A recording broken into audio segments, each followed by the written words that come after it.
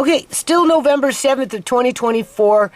I've got Joel Overton's video response that I just did, converting over here in a second, and then I'm going to upload it. And then what's going to happen is I've got video. I didn't put it in with Joel's video there, response. I'm going to put it in with this video, but before I do that, I'm going to put this first. And then after, I'm going to do what I talked about yesterday in terms of YouTube with their shadow banning tactics, which here's just another example. So, and then we're going to get into, we're doing this for Amari, and we're going to finish up with the bone broth and that little bit of pork.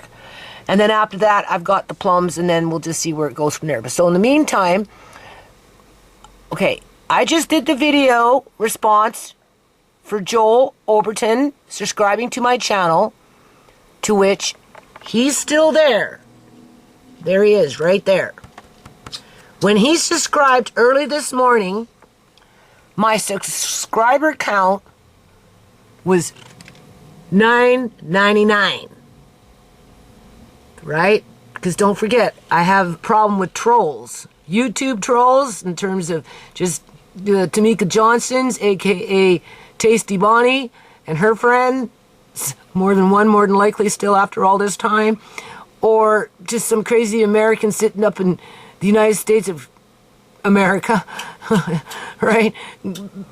Grumpy as all hell. Just, or who could be my landlady and somebody in her family. All right? The point is, this goes, where's my finger? Here it is. This is always going up and down, up and down, up and down, up and down. Anyway, before Joel subscribed, it was 998. He subscribed, got up this morning, it was 999. Okay, I did the video, right? It's ready to convert now. And whoever is stalking my channel removed themselves, so it dropped back down to 998. All in the space of a few hours, just to keep my numbers low as a form of shadow banning people. That's psychological warfare, right? And I'm like, okay, so what? Did Joel come back in and unsubscribe after he subscribed this morning? And I'm like, no, it wasn't him. It was the fucktard that keeps messing around with my channel, to whom I'm pretty sure it's YouTube staff with their antics. Because that's what they do, right? When you talk about serious stuff and you bring it to the forefront, they want their subscribers, their like, you know, their content creators, their viewers, whatever, to be dumbed down. Yep. You can see what's going on here, right? The person came in and, right? They work as a team, right? That's 2 thumbs down, 1 thumbs up. They came in and thumbs down, thumbs down, thumbs. They don't even watch the video. Very little of the video do they listen to it, unless of course they're looking for something. Because if you look here, impression clicks, right? Oh, it only went up a little bit because there's drama in my life right now. Only because of the drama of what my landlady's doing. If I wasn't talking about what my landlady's been doing, right? This would be arrow going down, okay? Right? The average view duration, you can see, and I do long videos, anywhere from an hour to 2 hours. So they're not even watching the whole video, right? Right? But, you know, they're coming in just enough, some of them, just to thumbs it down, as it's like masturbation. You know, up and down, up and down, up and down, because clearly they got psychological problems. I'm just saying, right? So we know it wasn't you, Joel, right? Honestly, I don't think it's going to be you doing child's play, because that's just child's play. YouTube staff, yes, I can see them doing it, because they've got some mean-ass people working there, right? And they are hired to stalk content creators, especially those that got something of substance to talk about that's serious and affects lives in a dire kind of way, right? That's why they like those black women through the so-called beef sector to call each other down and make threats on each other and gossip on about each other and the whole 9 yards. Because it keeps people dumbed down, right? You know what I'm saying? So that when you get blindsided, for the ones that are more vulnerable, nobody will stand up and fight in your court for justice. And that's just a fact, right? And that's why YouTube, after all these years, people continue to shadow ban my channel, use different tactics to do it, bring in their psychological warfare, right? You know what I'm saying? One way or another. So, what do I hope to gain from it or not gain from it? Well, at this point in life, it doesn't really matter. Honestly, it just doesn't really matter. But I just wanted to bring it to the attention. Alrighty, people. So it's November 8th of 2024. I guess this is part 3 or part 4 of we're doing this for Amari. And then I'm thinking to add in, there are no guarantees in life. Or maybe don't take things for granted because of my eyes. No guarantees in life, right? You take it one day at a time. You do what you can. You pick your battles. And in this situation, today what we're going to do, because I'm a day or two behind, because I'm an emotional basket right now with what's been going on with the pipe out there. Now, Alex did speak to Mrs. Gill, the landlady, right? He basically explained to her that it's roots from a tree. Isn't this a beautiful jar? This is a ball jar. You should have it on here. It's big. Look how big it is. It's not meant for canning. It has a nice metal lid with it. That's why my voice is echoing. Anyway, I have 3 of them and one got broken, so I'm going to exchange that. Because, I'm finishing up, right? It's always on that last mile. So in the meantime, he explained to her that... Oh, I don't like that. He explained to her that he thinks it's the tree at the top of the road by the alley, right? But before you really start cutting down trees... He said it's best to take the roots that you pull out to an arborist so that they can analyze the roots to make sure it's the right tree before you cut down the tree, right? And it is possible to flush out the line. It just requires a different kind of equipment. So versus having to dig everything up, people, because that's crazy. That's a lot of work, You're busting up cement and... You got to go like 6 feet down, and it's like these pipes are deep, eh? So in the meantime, he just left her with that information, and he said that the sump pump that we have is not big enough. We need one that's costs about $700, which ain't nobody gonna buy at this point, right, by themselves. So whether we factor that in later on down the line, maybe go 50-50 on it, or I don't know, I just don't know, people. Okay, so no, then what's gonna happen is in the next few days, my son will call her, and then he can discuss it with her. Because the last thing I want to do is, 1, upset her, and 2, have her upset me. I can't afford to get upset anymore, people. It's just, I'm on that last mile, not only with the food prep, but I kind of feeling like I'm on my last mile with my life. Like I said, I'm working to, how did I title that video? Where, I have no future. All I can do is organize it and get it ready for the next person to basically take it over. My life, that is, and that's assuming that I live.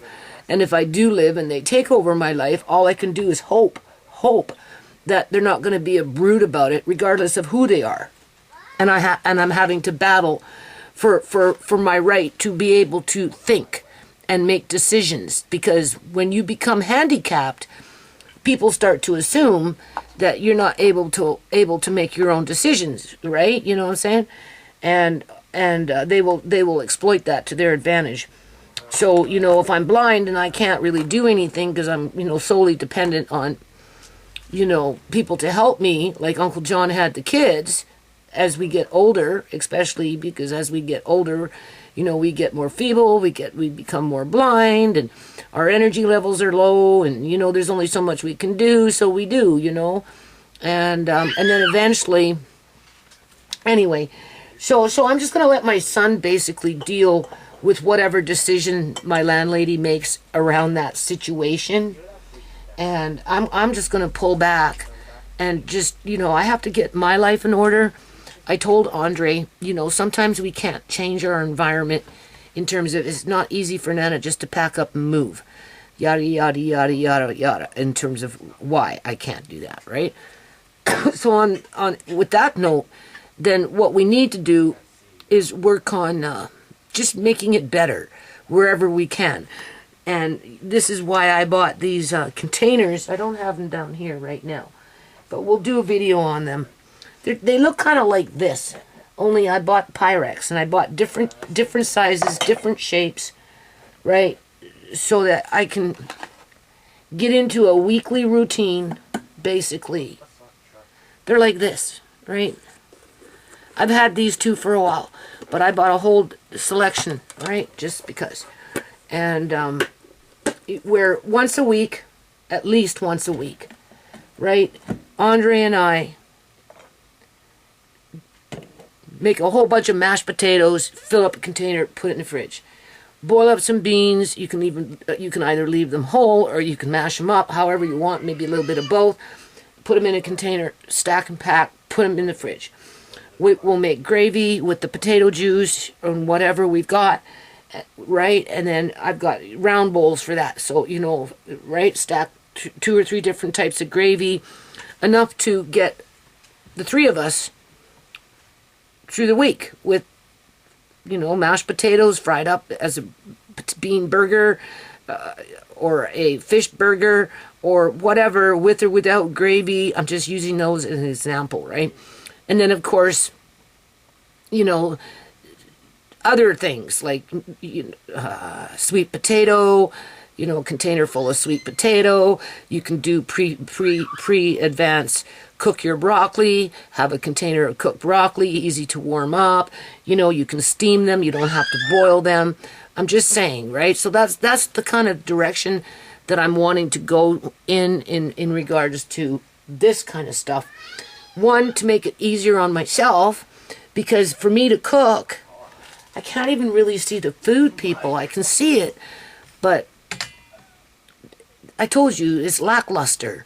And things start to blend together depending on what it is that I'm looking at. And whatever this eye doctor said was just hogwash, because he made my eye so blurry. And it's getting blurrier. And with the blurriness, things tend to merge more together. Andre, you promised me you weren't going to be noisy when I'm talking. Yeah. Okay, right?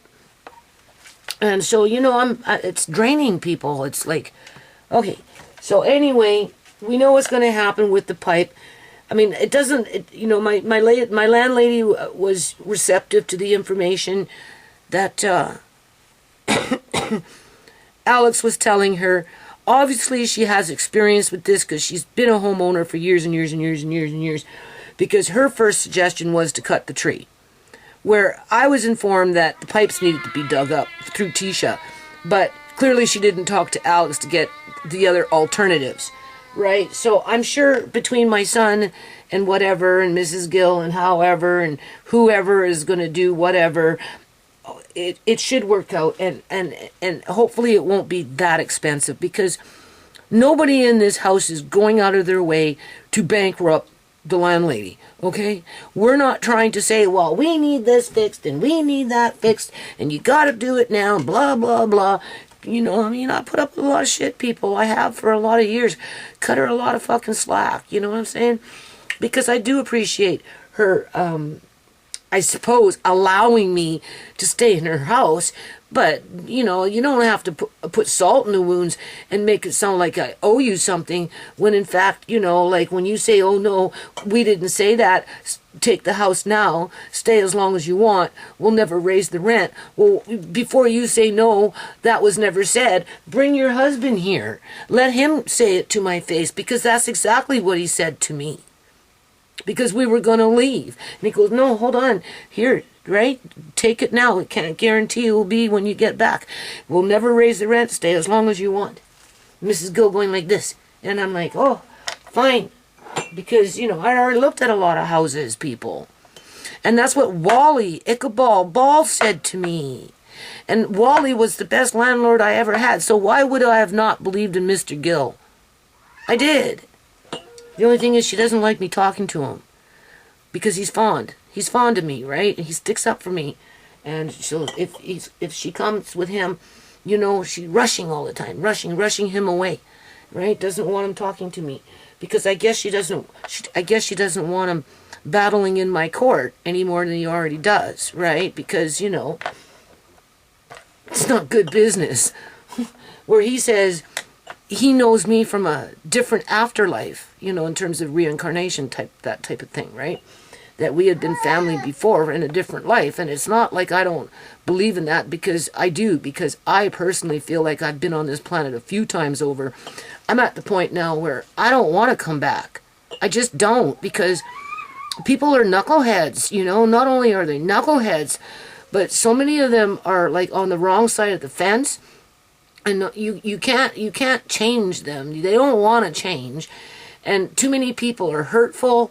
Like it's not my character to go out of my way to hurt people.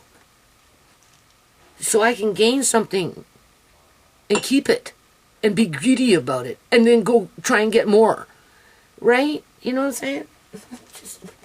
I don't want to come back. I don't. I just don't. But so when he says, yeah, we were, I do believe it. He feels that way.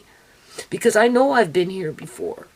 Too many things I've done has come too easy for me to not have been here before. Like I said before in the past, working in that yard, laying down those cement slabs and shit like that. That's a man's job. Women don't do crap like that, unless, of course, maybe, there's a recess of your mind where it's like in ancient times, I was probably a bricklayer of some kind back in who knows when. And God keeps bringing me back. And I end up doing, I don't want to say stupid things, but the foundation was kind of stupid. It sucked up a lot of money, and a lot of people took it for granted and threw it away like it was garbage and treated it like garbage and attacked me because I was trying to do something good, and that's not what suited their agenda. And it caused me a lot of headache, a lot of problems. Even to this day, I'm hanging on to it just because, and like I'm trying to, I don't have eyesight, so it's hard for me to get motivated with things. Like I don't have a car no more, half my family is gone due to death, right? So it's, I'm a splintered family, and Riley's getting older, and the economy sucks, and people are angrier and less apt to volunteer even if they wanted to. Not necessarily, depends, right? I'm just saying. So I could have done a Mrs. Gill. I could have just thought about myself and went off and bought houses and been a bitch, mistreat my tenants until I didn't need them no more, and find a way to evict them so that I could get more money. And not saying that she's a bad person, but that's how she kind of carried on to get what she has today, and now she's stuck in a rut and she lost her way. That's the way I feel about it, people. And not only has she lost her way, but her whole fucking ethnic group has lost their way, in my opinion. And I'm not going to make apologies for them because their behavior affects way too many other innocent human beings of all ages, all ethnic groups, all capabilities in terms. Some are disabled, some are elderly, some are children, some are just working day class people. you know, from house to house to house to house to house to house because of this freaking housing corruption that we're in right now, so that that particular ethnic group, not to mention other ethnic groups, can amass mass amounts of money, great wealth for themselves in a very short period of time, and not having no remorse to the numbers of people that they injure along the way. That was not my choice to end up like that. Instead, to be like that, right? So that I could, have security, have retirement, travel to another country at the whim of, have bragging rights, be able to afford anything and everything that I wanted just because, you know, I can kick out one tenant and get another $2,000-3,000 more on top of what I was already getting. So I have more expendable income, right? You know, and like, for these ones that justify that shit, who justify that shit, they're the reasons I don't want to come back to this planet. When I get up there, I'm going to tell God, I'm done. I don't want to go back to Earth and make another stupid mistake and found another foundation and be basically ignored and played for as a fool. Especially when you put me in a body like this where nobody's going to take me serious.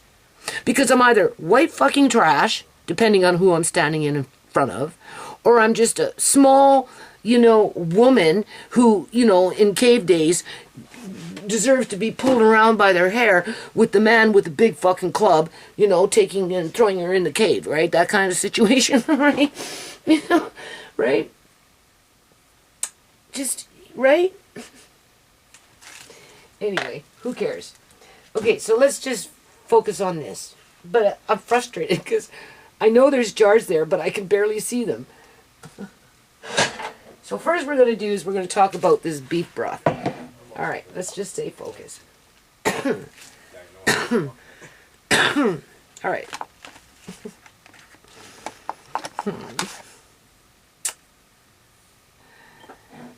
Like, my days are numbered. I'm serious.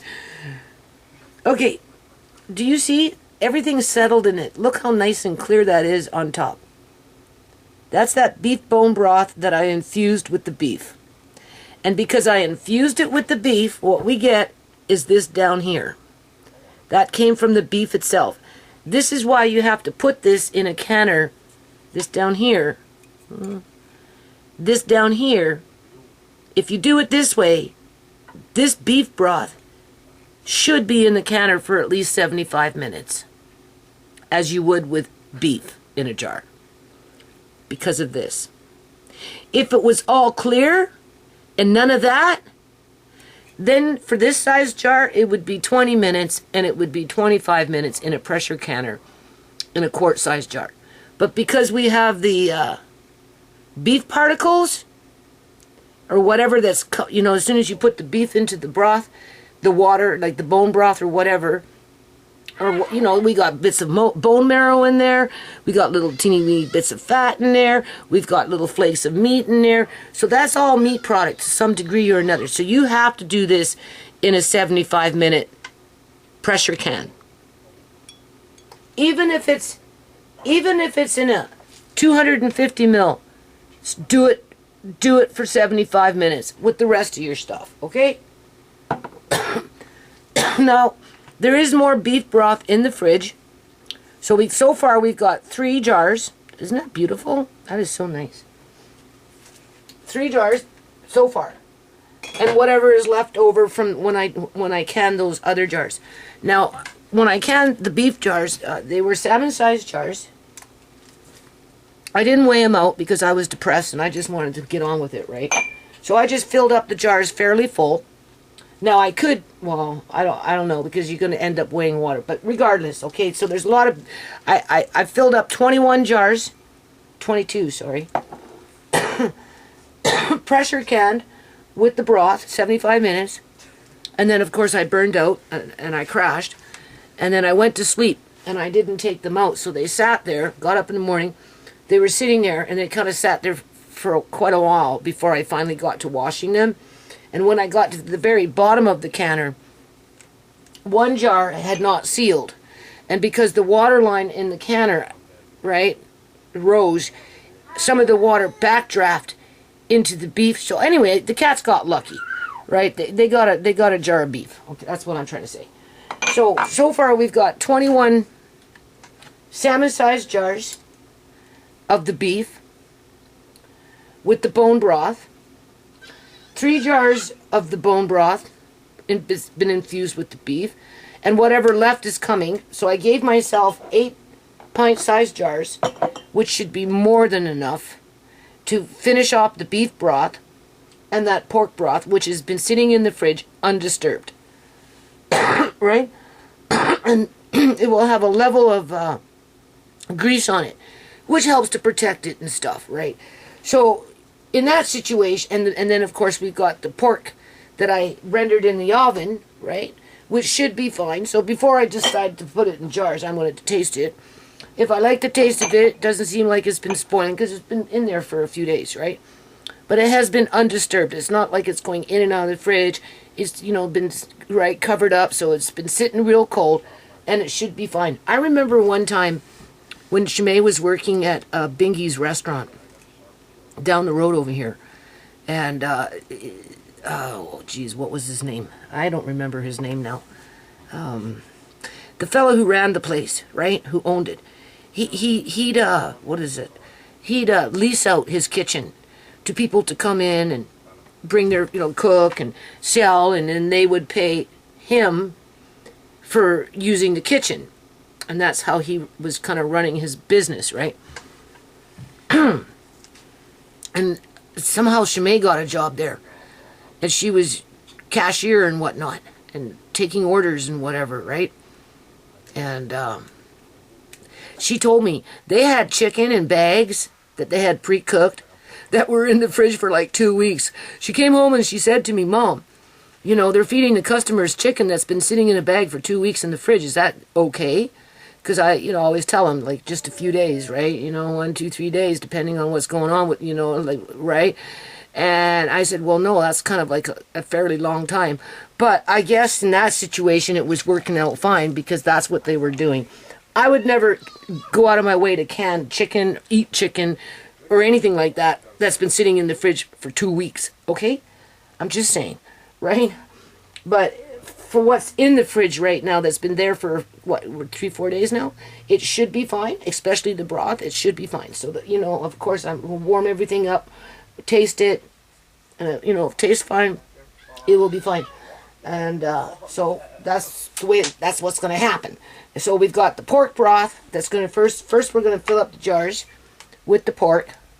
Now I do want to weigh this because my disposition is a little better today, although, you know, I really have to battle fighting off depression, I guess you could say, if you want to call it that.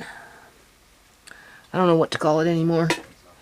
It's like a form of depression when you get to this stage with eyesight loss, on top of just the bullshit in the world. Like I said, I don't want to come back. I don't ever want to come back. Find a different messenger. I did what I could. Nobody really wanted to. Well, maybe Joel Overton might be interested in the foundation, but, you know, I'm a weak bitch. I wasn't strong enough to break that glass ceiling because I'm 5'1". I got the wrong color skin. I'm a woman, right? You know, I've been more of a workhorse, a mule, than anything else because of, you know, my choice to have kids and be there for my family. And therefore, it kind of locked me into whatever is just, you know, that regime. And then, because of my situation, of course, other people took it for granted, right? And whatever. So, okay, so that's where we're at. And then after that's canned, then I'm going to get into those plums, and assuming that they're okay, because most of them are in the fridge. They've been sitting undisturbed for a few days, because I'm a day or two behind on this, right? Because I'm washed with you know, I'm worn out, right? And, you know, I'm thinking too much. And so anyway, after this is canned, then we'll check the plums. If nothing's molding, right? That's because that's your enemy, right? In a situation like that. If I don't see no mold, I taste them, they taste okay. I got a few more sitting there. The first thing I'm going to do is I'm going to steam them. I'm going to bring out my steamer. That's made for juice. I've got 2 different sizes. And I'm going to do the plums first. And then once that's juiced, I'm going to put the pot in the fridge. And then I bought extra apples, and I've got them in a box in layers. Hopefully they're not spoiling, but it's getting on because I took that detour with the meat, right? Because it was on sale, and I took advantage of that. For Amari, right? And then I'll do the apples, juice them, steam them, juice them, and then between the 2 juices, I'm going to combine them. And I had to buy jars because we know we got the commercial jars that I'm going to attempt to recan in. And if there's anything left over, then I'll use 1 size liter jars. And then that will be my supplement to the juice that I'm already buying, which is extremely expensive. And then I told Andre, after that's done, this canner is going downstairs. And in another 2 or 3 months from now, and of course I want to say, assuming that I can see, because there is no guarantees here, people, then I'm going to go and get the new canner that I bought last year or whenever I bought it, I don't know. I just haven't used it yet. And I bought it specifically for Andre because on the lid it has a little temperature reader where when it gets to a certain temperature, then and you start your countdown, right? And it's a water bath, right? So I got that kind of to get him to understand that, this is a rolling boil, and it took that long to bring it up to temperature, and this is when you start timing, and he'll do basically as much prep work as he can, and he'll do pretty much I don't know if he'll do videos. I mean, it would be an interesting video to see Andre doing what I'm doing, but and of course I'll help him where I can, and that's only assuming that I can see. Because I don't know what to expect. Right? I just don't. Because this doctor is just feeding me the old okie dokie. That's it. Right? I feel like he lied to me. And he's just using me as a tool to make money. Right? Because it's too far gone. It's too fucking far gone. Due to orders. Yeah. And shitty doctors in the province of British Columbia, Canada. Yeah, basically. And me having this need that I got to keep working. I don't care if it's in the yard, doing whatever, trying to, build in a safety net for my family. You know what I'm saying? So I don't get to the doctor. Well, it's not like I could get to the doctor, though. My doctor told me to take him to court. So why are we not surprised I am the way I am? Anyway. Okay. So, and then I'm going to just mention this, and then I'm going to get on with this because I have to, right? This Joel Overton, I don't know what, I left a little comment on his video from 2 months ago when he was in that area where it got bulldozed down by the government to flush out all the people because of a watershed, even though they had already lived there for over 10 years and were established. I asked him, where are they? Like, where are the people? Are they okay? Like, just something simple like that. Just, a few words. I don't know whether he's going to answer me or not. Because, when I do stuff like this, I know it looks like I have a lot of money, but I don't. I use credit. I'm a juggler with the pay, whatever. Pay, go. Use as you, whatever. Right? I've been in high debt. I've been in high debt, people, ever since the government illegally cut me off of welfare in 2003, because that's when I basically started getting credit. So as soon as they cut me off of welfare with 5 dependent kids in the middle of winter, I started living off my credit cards. Yep. And I had the burden of the foundation, and I had to promote that universal trademark, Canada, United States, and I was required to do all these stuff. Okay, whatever. Went into debt, was off of welfare for 6 years, right? And so, you know, come December, though, I'm trying to bring myself down to a bare bone budget to pay down the bills, meet the rent, even though my landlady's not satisfied with it, but whatever. If she knew what my debt load was, she'd roll her eyes, but she doesn't care about that. And do Andre's teeth.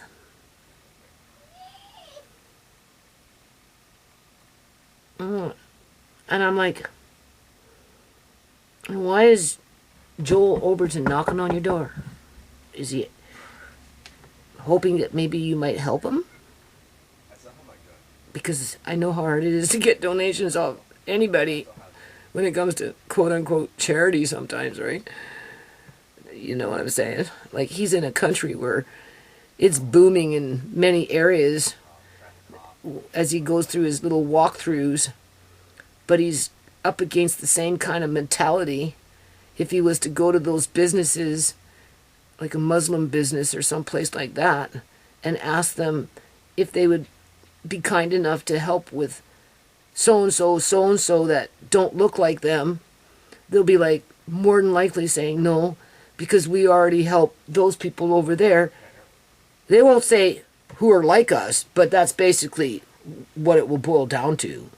No, we already helped that organization, or we know, right? So you end up becoming helpless. Because why else would he subscribe to my channel, people? Like, seriously. I'm a nobody, right? My government made sure of that. I'm a targeted individual with the rest of my family. My government made sure of that, and so did organized religion. Like I said, we're a commodity on demand. Okay? So, you know, I have been thinking about little Peter, and not so much Mama Peter, but little Peter for sure. But yeah, Mama Peter too, because, you know, the mother, she's the mother to the child, and the child needs the mother, right? And I'm wondering if she's sitting in an empty house with no food, like a house, like empty cupboards, right? You know what I'm saying? Because prior to the disconnect with Lady Jane Moto, I told her I can't keep doing this, right? In terms of be the sole support for Mama Peter and her family. It was just getting too expensive. And, you know, I'm already in high debt, okay? That's me rolling the dice, right? Because I'm not a selfish person. And if I'm buying, still, after all this time, stupid jars, but they're not stupid, they're important. If you want to preserve your food, that's the best way to preserve your food when it comes to dry goods and that kind of thing. You know, I don't use this channel to flaunt anything I have or anything I do. And that's why I stuck my neck out for Mama Peter and little Peter. The only thing is, like I said, it started getting a little kind of scammy. And then it got to the point where I just told Lady Jane, like, you know, first of all, your subscriber count is going up 1,000 people a week. So, you know, all these men, like, men have usually more money than women. I'm sure you can start asking your subscribers to help you with your charity work and not depend on me, right? And also, too, you know, you say you're in a church. You say that you're a church woman. You say that you're doing this for the church. Well, if that's the case, get the church to help Mama Peter with her kids, right? Because I can't do it. You can't depend on me to keep doing it, right?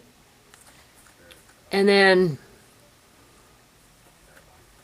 I mean, we know that I bought her a pressure canner, so she was able to make money by making cow's feet stew or whatever she makes.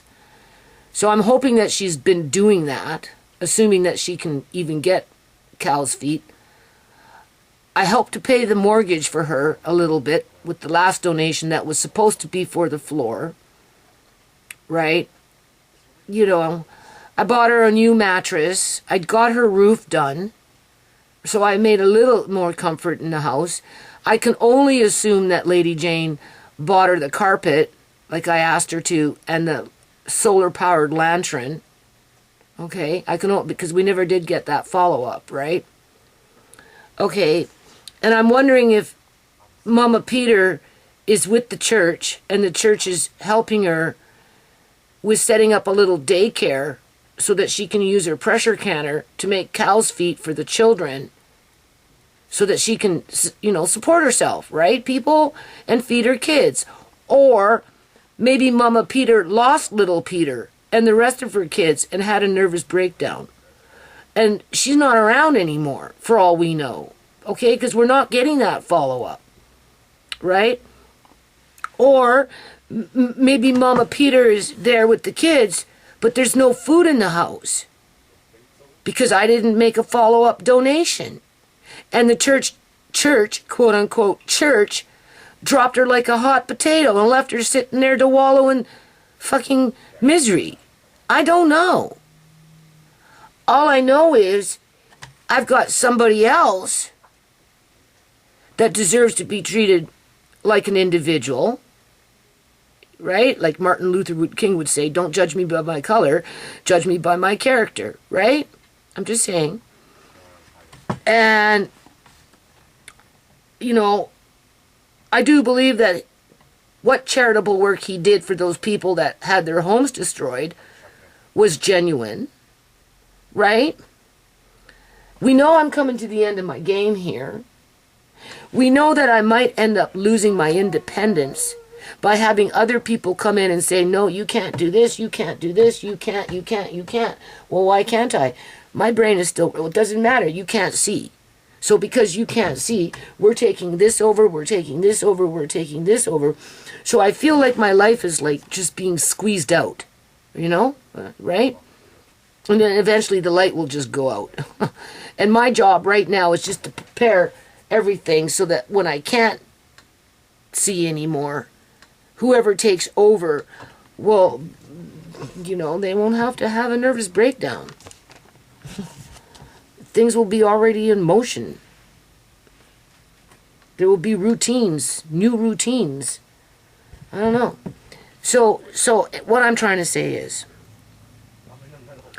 I know there are people in Uganda, Andre, be quiet, who are in dire need.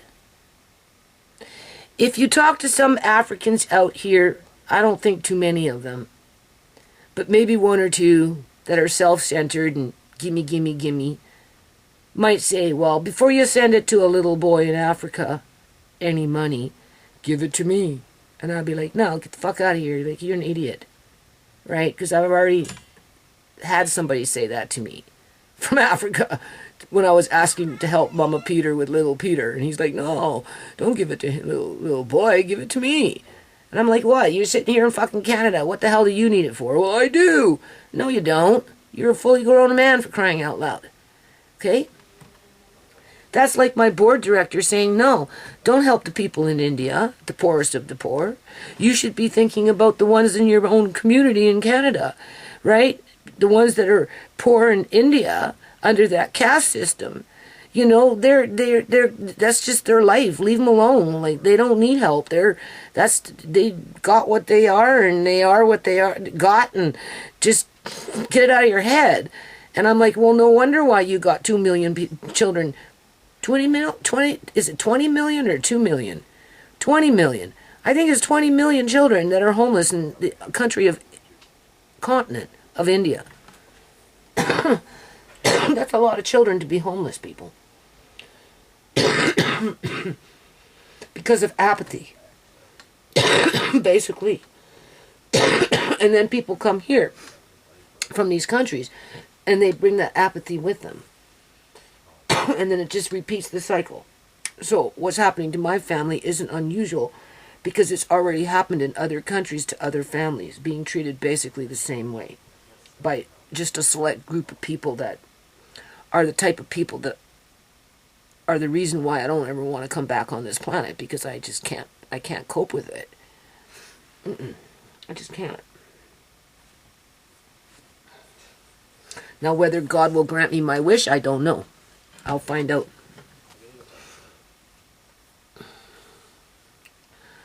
And so, okay, so I'm like, okay, Judy, are you feeling guilty? Are you feeling guilty that you have jars? Are you feeling guilty that you have a surplus of food?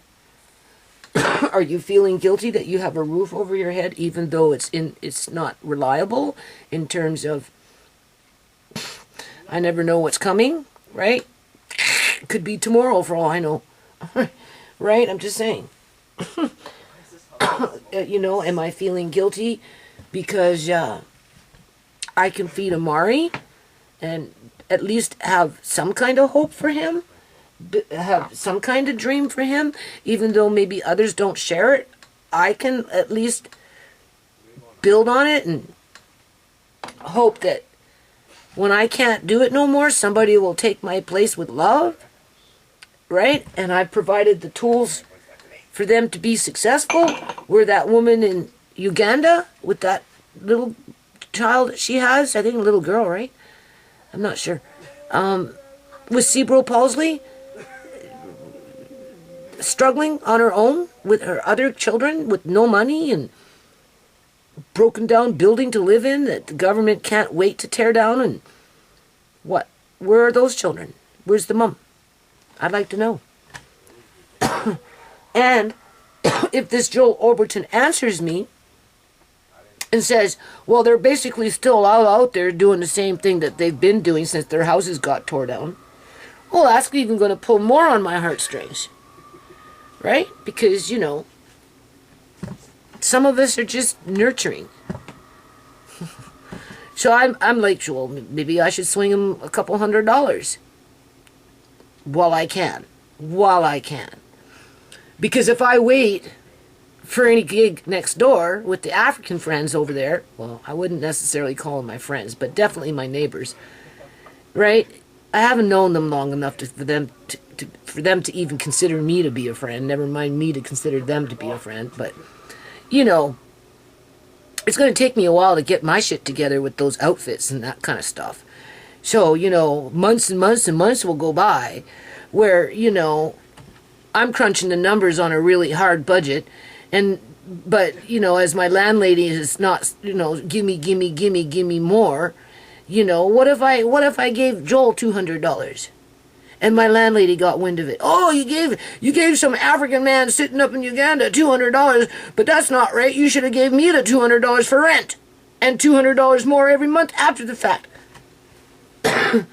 And then still not even be satisfied with that, crying on that it should have been $800 instead of $200 when it should have only been $60 per month legally by law, right? That's what I mean. I can't fucking cope with that shit, people. In terms of, I can't wrap my head around it. I just can't.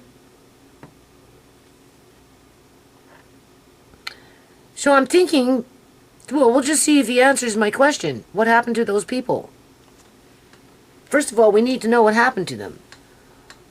If they're still out there, chances are they're still in dire situation with very few little resources. I'm sure somebody's got to be helping them to some degree or another. And I know $200 is a drop in the bucket. And it might get people around me pissed off if they found out that I did it. And all it would take would be to watch my video. It's more than one. Oh, Mom, you're back to that again? Didn't you learn your lesson with Lady Jane? I'd be like, right? We'll blame it on Umoja. My history with Umoja. Which makes me think some of those people that go next door are probably connected with Moja. Yeah. Because I'm pretty sure some of them are newer immigrants. And if they're coming in as refugees, like with the people that I worked with when I lived at Gateway Place, it's rough for them, you know? With culture shock, right? And they get stuffed into these apartments that now are being torn down and are overinflated in price as they're being torn down. So, you know, it will say if 50 Africans go next door, in and out over a period of a month, right? In terms of congregating, oh, you probably got, I don't know, 20, at least 20, if not more, who are on the cusp of that poverty line in Canada, right? Where it's rough, if not more people. It depends. It depends when they're coming in and how long they've been here and what their skills are, right? So, but they have help out here, you see, that's the thing though. They have social assistance if they need it. They have the Healthy Kids programs for their kids for dentistry and all that other stuff if they're hooked up with the, you know, with the social assistance. You know, their Medicare, their medicines and all that would be paid for if somehow they're hooked up with social assistance.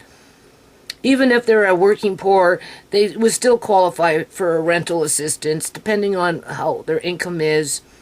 You know, we have such a thing as called food banks. And then, of course, we've got the churches out here, which have access to more resources, I would think, than in Uganda, depending on the area and what type of ethnic group that you're dealing with, right? And clearly my focus is the poorest of the poor when it comes to the actual Ugandan people themselves who were born in that country, right? Because in my opinion, they're slowly but surely being replaced. Just like Canadians are being replaced out here in Canada. I mean, there's a fine line to having a healthy immigration system where it benefits everybody, but when it becomes a siege with the UN soldiers or with the attitude of, well, you're white trash, you're black trash, you're an aboriginal trash. Yeah. No matter what you say, what you do, you will always be trash, and therefore you will be treated like trash, only we'll smile up in your face and we'll act like we don't.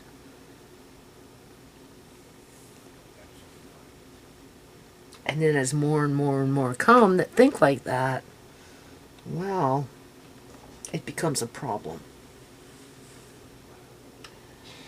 So, I'm sensitive to those things. So I don't know. I don't know what to do. I'm not doing anything right now.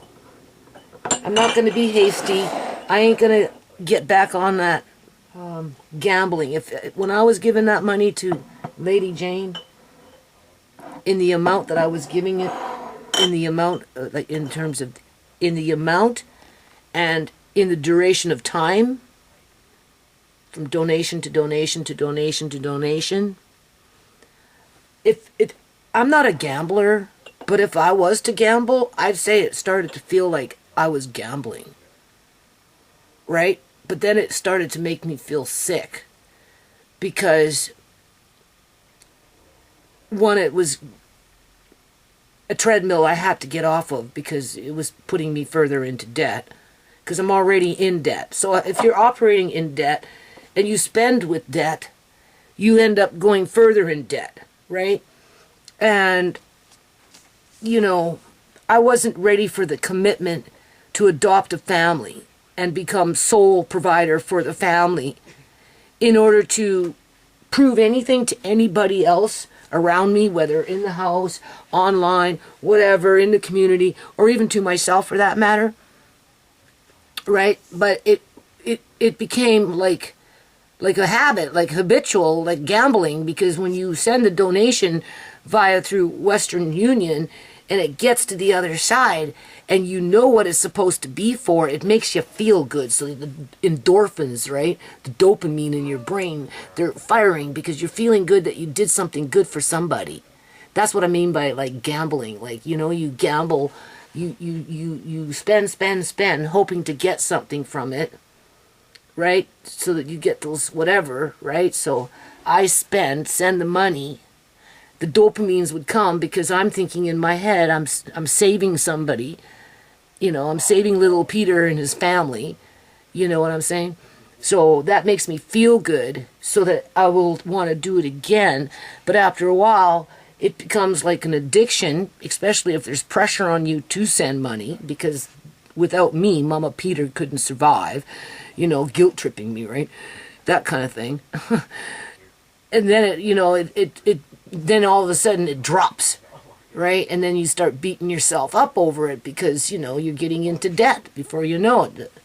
In comes the bill collectors. You owe us money, you know? As I'm gambling on my community, whether on YouTube or maybe like perhaps the people next door or just whoever, to help with the cause, including Lady Jane. But even Lady Jane dropped the ball. So if you're going to drop the ball, don't expect me not to fucking drop the ball when I'm the one paying out the most money here who can afford it the least, considering my situation. I don't want to start that over again with this guy. I don't. But then I also know that whatever I'm doing here with that hanging rack that I just bought, it's going to take 6 months to a year to get everything organized. And that's assuming that I will be able to see anything in a year from now, and I might not have a choice. And my son will want to throw out that hanging rack. Why did you buy this? It's just taking up a lot of space. What a waste of time this is.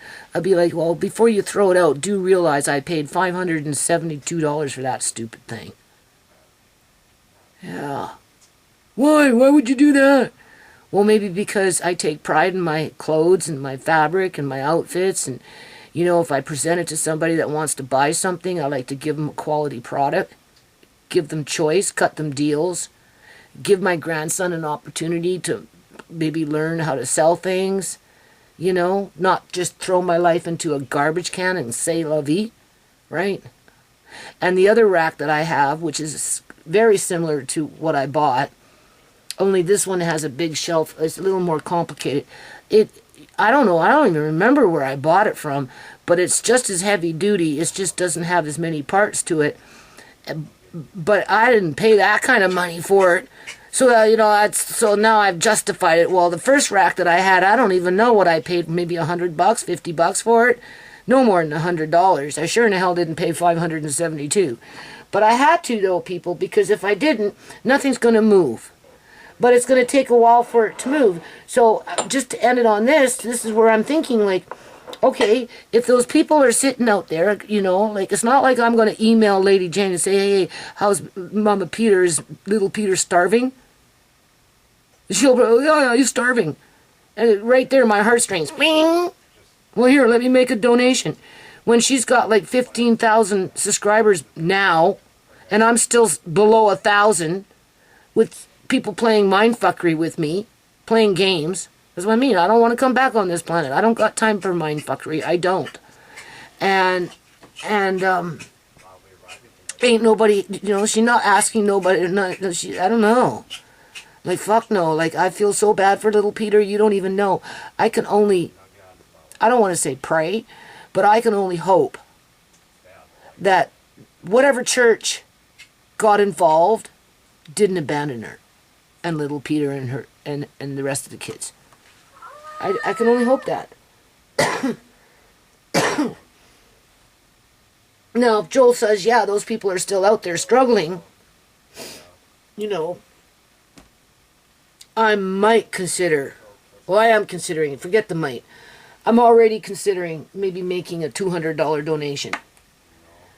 Not because I'm trying to prove anything here, but, you know, it kind of goes back down to that sharing the wealth and not taking things for granted. Not that I'm wealthy, because I'm not. Right?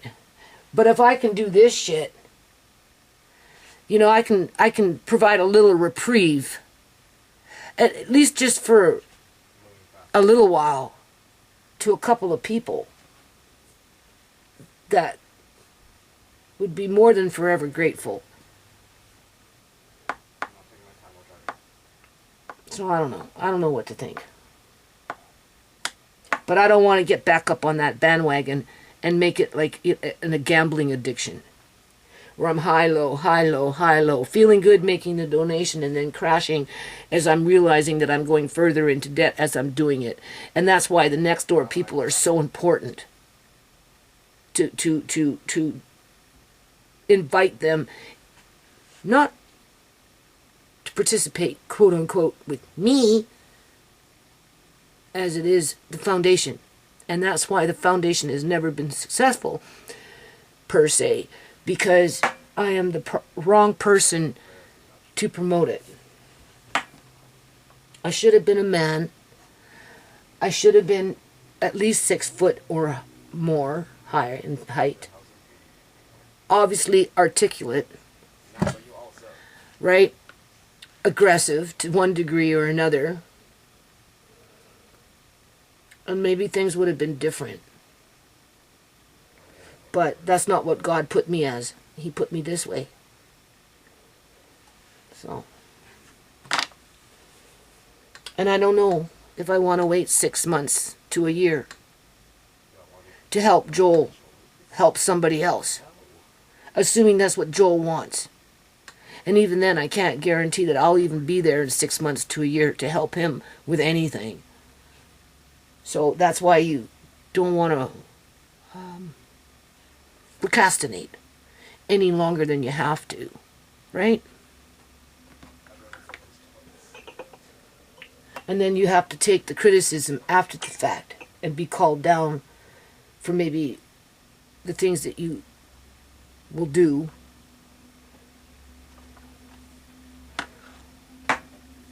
Or maybe you want to continue to do, but you can't continue to do because your life has been taken over by somebody else who now makes the decisions for you. I'm just saying.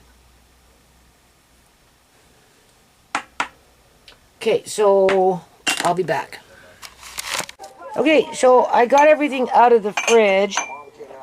So what we're going to do first, this is the pork. Okay? And we're just going to take off this layer of fat. You can see it gelled up really nice. Hey, that's nice. So I'm happy I did that in terms of what I did. So in this situation, honestly, if you just pick it up with your fingers and rub off the gel, it's easier because it just kind of comes off. Right? Now you could fry with that if you wanted to. Okay? Which maybe I might later, I don't know.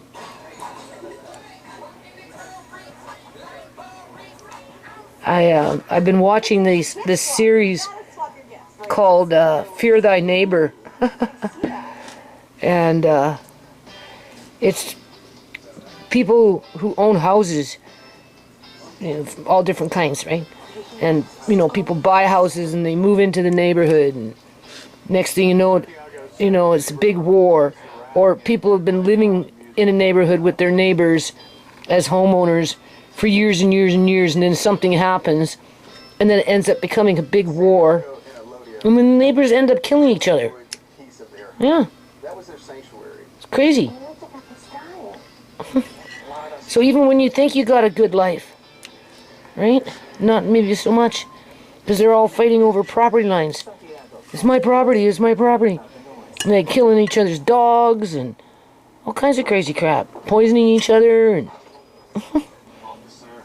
I gotta be careful though, because if I watch too many negative things like that on YouTube, I end up getting nightmares. Right? You know? Like those ones with when people are abusing children.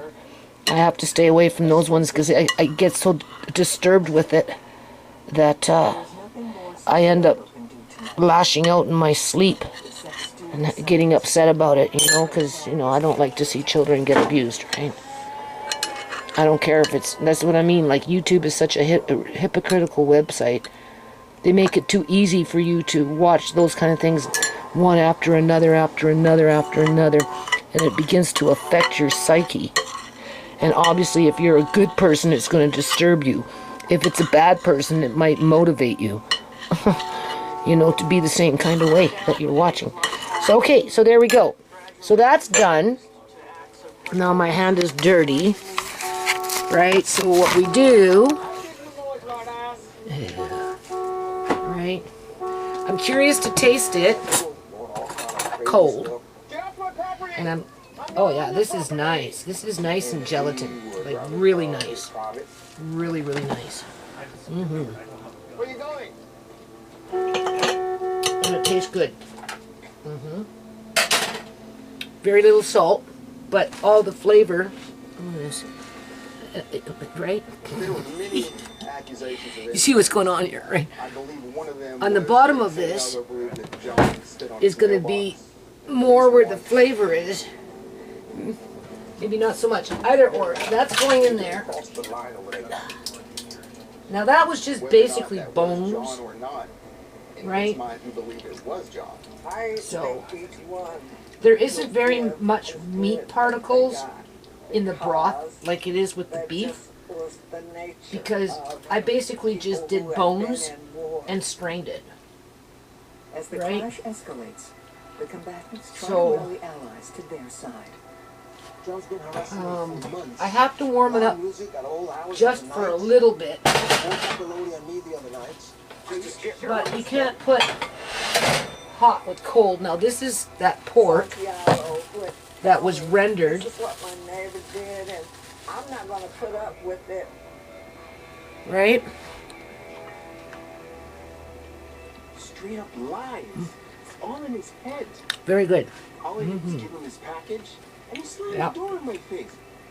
The mailman said, I run into John. So what I want to do though is I want to weigh it. If I run into Santiago, he complains to I me want to about weigh it. John. And I have that other pork According to Santiago, there's a nasty that I was going to do with spare ribs. So I might end up using some of that too, depending on how fast these jars fill up. So hold on a minute. Okay, so basically 125 grams per jar, and I took a little bit from the to make an extra jar, right? Because it's only 5 jars, eh? From the you know, the short ribs that I had that I was going to put for barbecue, either or. The cats can have the rest for the most part, because it pretty much, I got what I wanted out of it, right? You know, I wasn't too sure what I was going to do with the bone broth, but honestly, I like the way the bone broth is right now. Oh, Jesus Christ. It has no bottom on it. It's just a stock pot that I'm starting to warm up just to, that's the one with the beef. And then we've got the pork here that, with the meat being so cold, I can't heat up the pork too much. Just enough for it to start going inside the jars, at least for the jars, right, with the meat. Otherwise, hot and cold will crack the jar, right? And then you have to give it time for that meat to absorb the liquid, because, you know, it's been sitting in the fridge, right? So I have to soften up that gelatin and turn it into liquid. That's what's happening here. So as soon as it gets, seems like that, should be fine. And then, beautiful bike. Fees on that. 1,500. then I'll heat it up The Carters were there for about a month, and we didn't and know fill up the jars with the leftover broth. Right. Brooks was throwing So 125 grams of pork, pre-cooked. Yeah, if we can make it, we'll be there. That's about all, because you don't want to pack it in too tight. Thank you. Right? This is not ground, so I broke it up, you know, know, because But it instead, kind of stuck together. It was already cut into small little pieces for the most part. So, for now, life unfolds as it always has. what I did is I put the jar on the temperature thing, temperature thing, on the weight scale, brought it to a 0, and then just proceeded to add in about 125 grams of meat, fat included. Those little spare ribs were a little more fattier, and of course I can't see it, right? So, but I'm thinking I mostly got meat in there. So when you fill it up, move it around, top it off, and then make sure you let it sit, because that meat is going to absorb that liquid. Okay? Rest of the family couldn't make it? No, not So you have to backtrack. Oh, well, let me set you up. Bill talked to everybody, and he got a plate of food. Yeah. Nobody else came over, and there were no issues. Little did the Jennings know, there is an issue. The new next door It's more than just debubble, coming to any parties, ever. right? You're debubbling, but you need to do more than that. Likes to do his own thing. Okay, Even now if he we're wasn't gonna invited add to some these more. parties, which many times he was early on. It's gonna be a little greasy, He would always decline. but That so it's just as well that I've only got a few jars. All down there getting loaded in front of their kids. Well, that's their choice. he didn't like the way that the neighborhood would gather together to party and drink, and he didn't like. And most of that grease is coming from those spare ribs, Doesn't make it right. No, I know, but because I added a little extra, right? Generally speaking, there's nothing wrong with keeping to yourself. It just was know? not the norm for this specific neighborhood. Clayton likes his private space, which for him extends all Now I the got way too down much, to the but we're street. gonna let it just sit and soak for a while and see what I happens. guess, protective of the space in front of his house because he would shuffle cars back and forth and wanted to reserve that space strictly. I was for almost his tempted to family. do just 100 grams. Typically, this is not a street that But- is heavily trafficked by vehicles. I thought I'd try it Thanks to with Brooks Park, 125. all the parking spots are filling up. Well, Clayton didn't like that, and Clayton didn't want anybody parking in front of his house. Swear if I could Because you kind of want about a 1-inch headspace, and it's really hard to do that with salmon jars. When one of Brooks' guests goes to leave, In terms of, she finds you she's know, been you don't got a lot of room, right? Apparently, Clayton had parked his car up against the back of her car, went in the house and got the keys and backed up the other So car. once I was reduced down to 100 grams of pork, When she tried to get out, she I immediately thought of sardines, and she finally 106 was able grams. to get out, but she tapped right? the That car. kind of thing.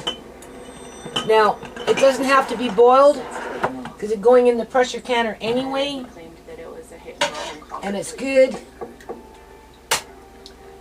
You just have to get your jars filled up, and then I get these pots out, fill this up with a bit of water, heat it up just a little bit, not too much, get my jars in, Clayton had done. and we're It was good to go. just so 75 such minutes. unusual, bizarre behavior of anyone. And then what I'll do that we've realized something is here I will isn't tally up the cost,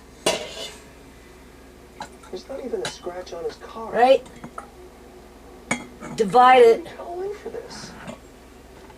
by whatever I got here. Anyway, I don't want to come back again for noise complaint. Time to wrap things up. I'll probably put 2 meals per jar at least for Amari at this age. Clayton obviously had a the goal, bigger and it he was to gets, make sure that everybody in the neighborhood know. was miserable. I truly How you believe spread those 2 meals out, the Jennings is up to Zone you. incident is not a one-off. but It's the this new is definitely normal. going to be a whole lot easier he to, was always out working on his incorporate cars or his meat motorcycles. He was very or meat talented. products, as in bone broth, into his diet on a more regular basis, if not daily basis, And once nor you would get a want to, handle on honestly, especially if you he was know, outsiders. He was just being ahead of the game versus still trying to play, no, versus just trying to you know, get the start line ready. You know, I'm just getting the start line ready, right? Now there seems to be more beef.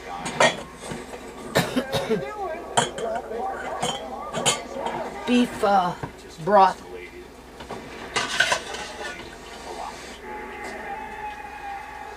Then pork, and these jars are filling up actually quite fast. The tension with Clayton, it grew and grew. And I knew that. So we got 4, it looks like, anyway, for sure.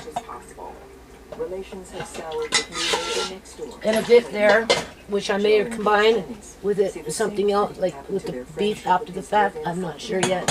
Bill McGill. Hey, Bill. How's your week? I just want to get on with things.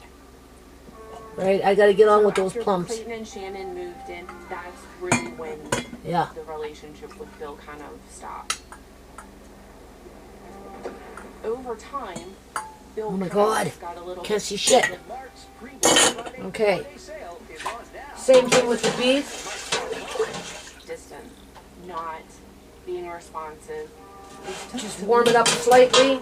But the neighborhood is still a great place to live. So we'll just move what we don't need out of here. On the horizon. I don't have a lot of counter space. And then I move these big ass jars over here. But this year, And Amari's little blender thing is right there. scaring Matthew Jennings. You know. Okay, so it looks like we got 3 jars for now. Put a skeleton With the pork outside broth, near a large from what I tree can on see the here. front lawn, as a And then generally, the entire neighborhood I'm going to use whatever I can use the way here. that the skeleton looked. It Right? frightened some of the children. Because I won't be doing this for a long time anyway. A couple months, 2-3 months. It's hard to say. And all we can do is hope that I can see to do it. Yeah. Jeez.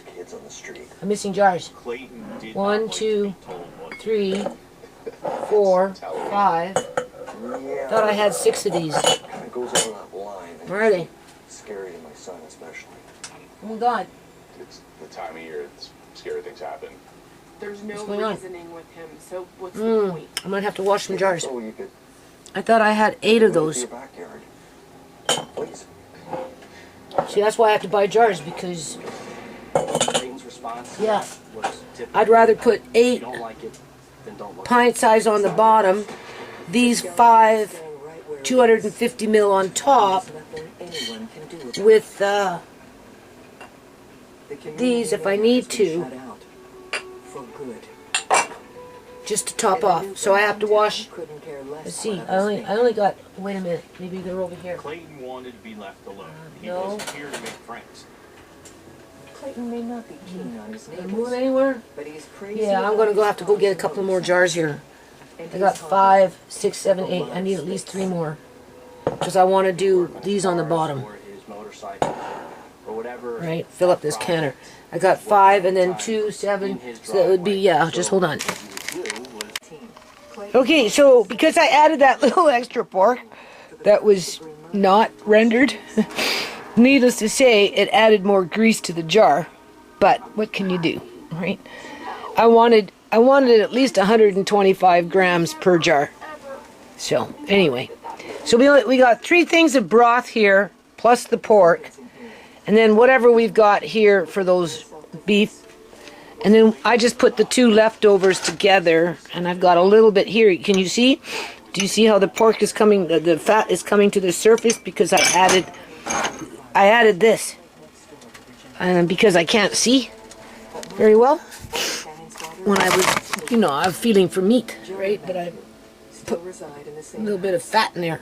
Either or, Even it's though okay. Clayton Carter So I did everything. Now I just have to put the lids on, get it in the canner, and then 75 minutes. hugged their dad ever. Okay, so as I'm standing here watching this canner, right? You know how it goes, eh? I do that little dance, right?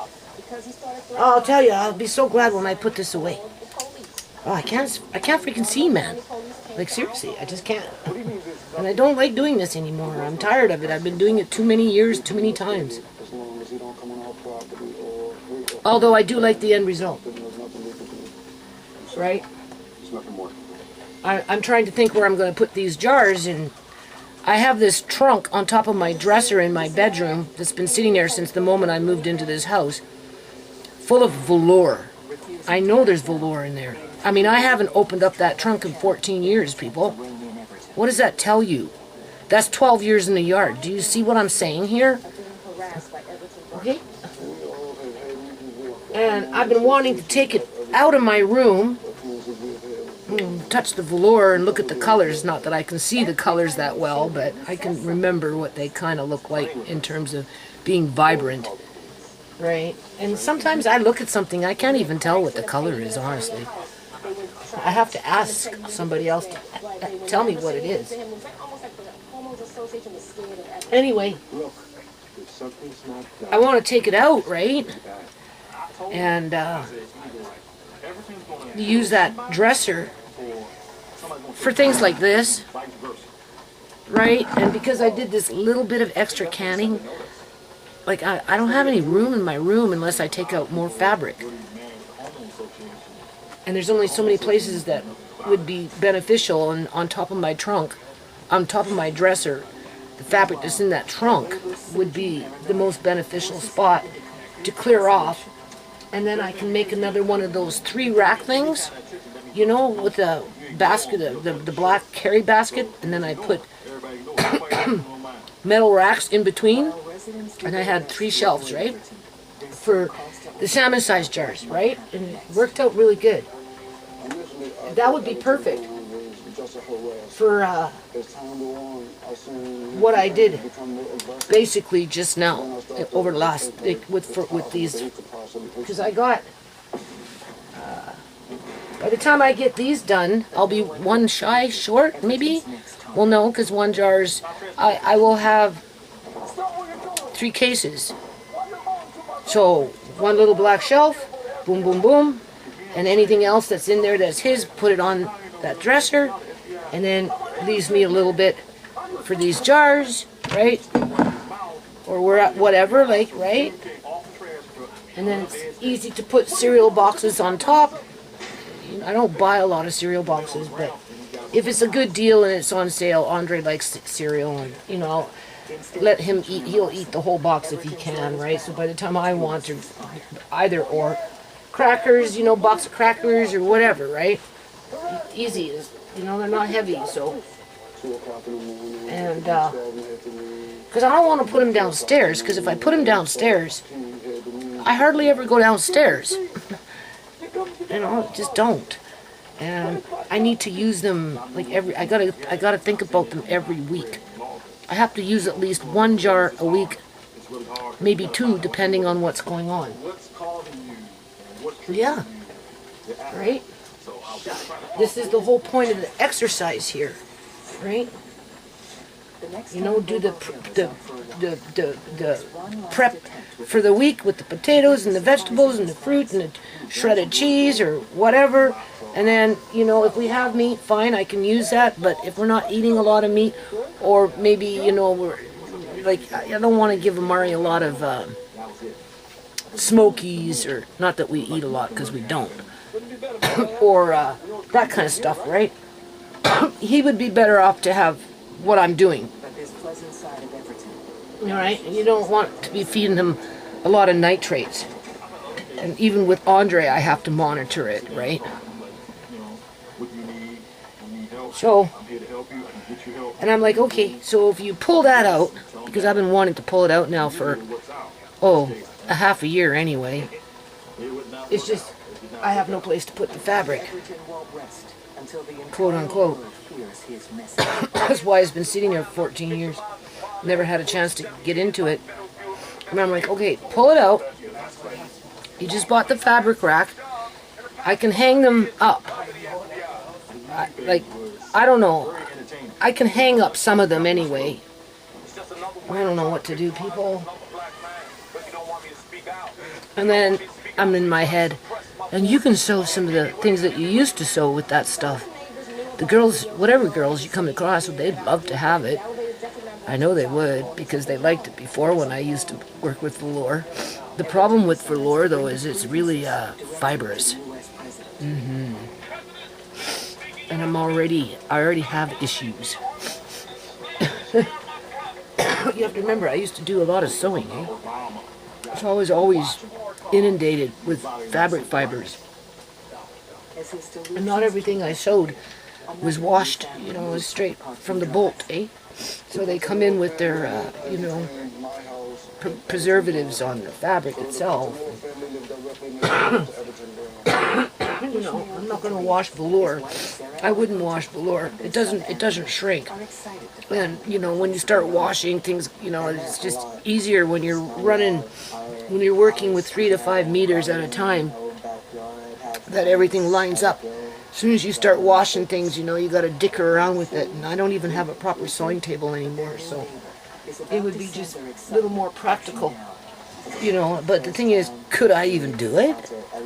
First of all, I have to find my old patterns. I kind of know where they are, but I'm so scrunched into this house, people. You know, like, you don't even know, like. So, but I could hang them up and pretend that I might sew up that fabric.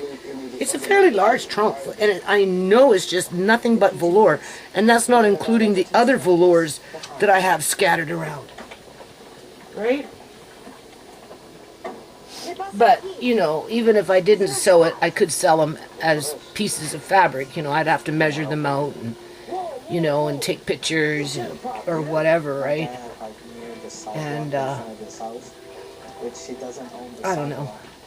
And then this way, I'd have my dresser cleared off, and then I can set up a, you know, because I need space to put these jars in my room. I'm having panic attacks, as usual, right?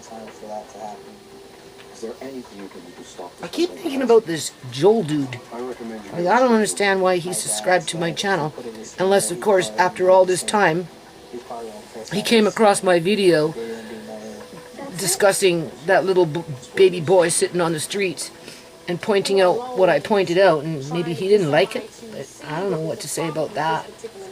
You know, that's not my fault, right? I'm not the one that did that. You would never see me just walk on by. But then I don't live in that country. Maybe it's normal behavior for people to be putting their kids out on the street and letting them sit there by themselves in the middle of a sidewalk. I went back. I went back. I don't know if I did an actual follow-up video on it, but I did go back and zoom in, and I think I did do a little bit of a follow-up video to one degree or another. I just didn't take it to nothing to exposure, right?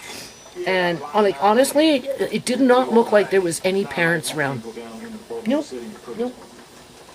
And that one dude who maybe could have been a parent, I don't know about that, because he came around the corner and then turned, and then he went and he started looking into the window, which, you know, if I zoomed in enough and then took it to exposure, it was more than likely a TV or something on the inside as he was looking, right? But, you know, I can't get all stressed out about that. I just can't, you know. I know how YouTube rolls with their crap, right? I just know.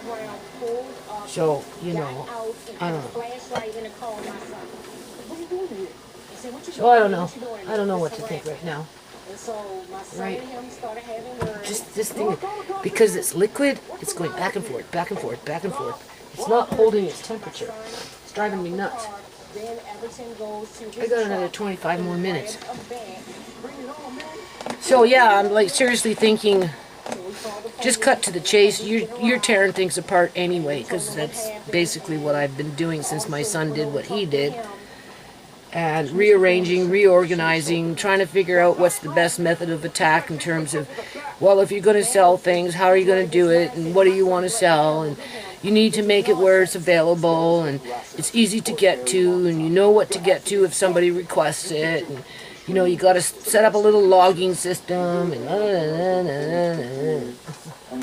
right. And I do want to clear out my room little by little, surely by surely, with these clothes. I have to start somewhere, right? I've already taken out a couple of things. Not a lot, just a few things. Making a model. Don't touch the camera. I know. If I touch that, that thing's gonna go baba booey. Yeah, it would go baba booey. Yeah, it would. It doesn't like to be touched when it's at this stage.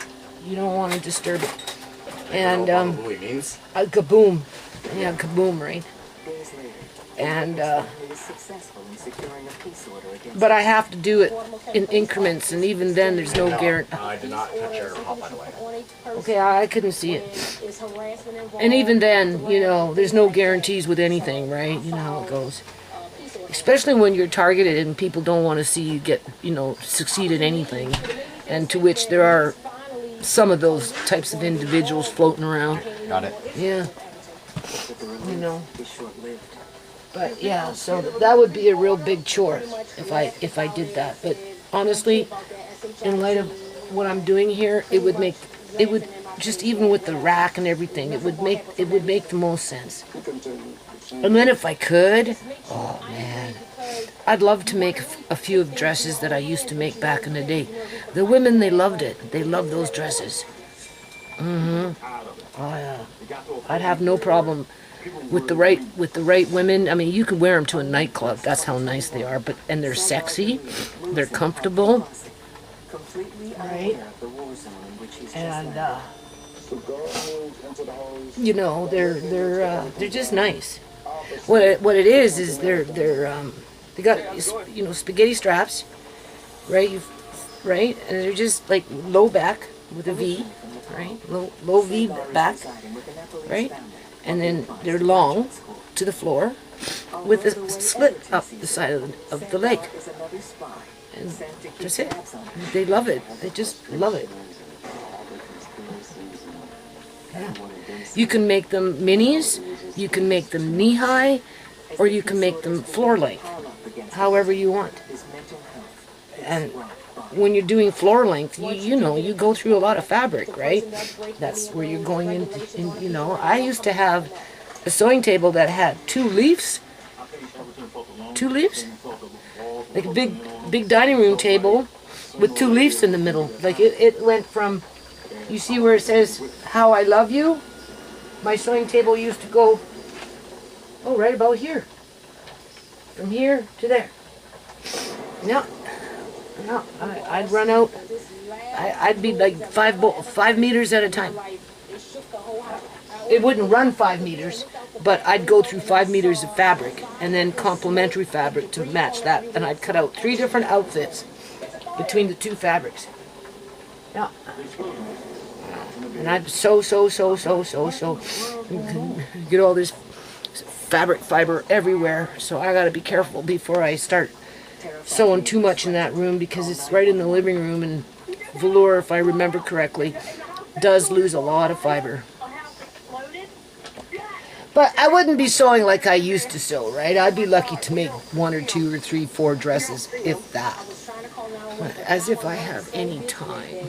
Sure. I'll get into the sewing room and I won't be able to see anything, so what does it matter? See how my life is being cut short here? Yeah. That's terrible. Yep. I know there was a famous painter in ancient Rome or someplace like that. Like long. You okay? And his art is still famous today, right? And anyway, he painted like cathedrals and those kind of things, right? I don't know, he painted just a whole lot of stuff.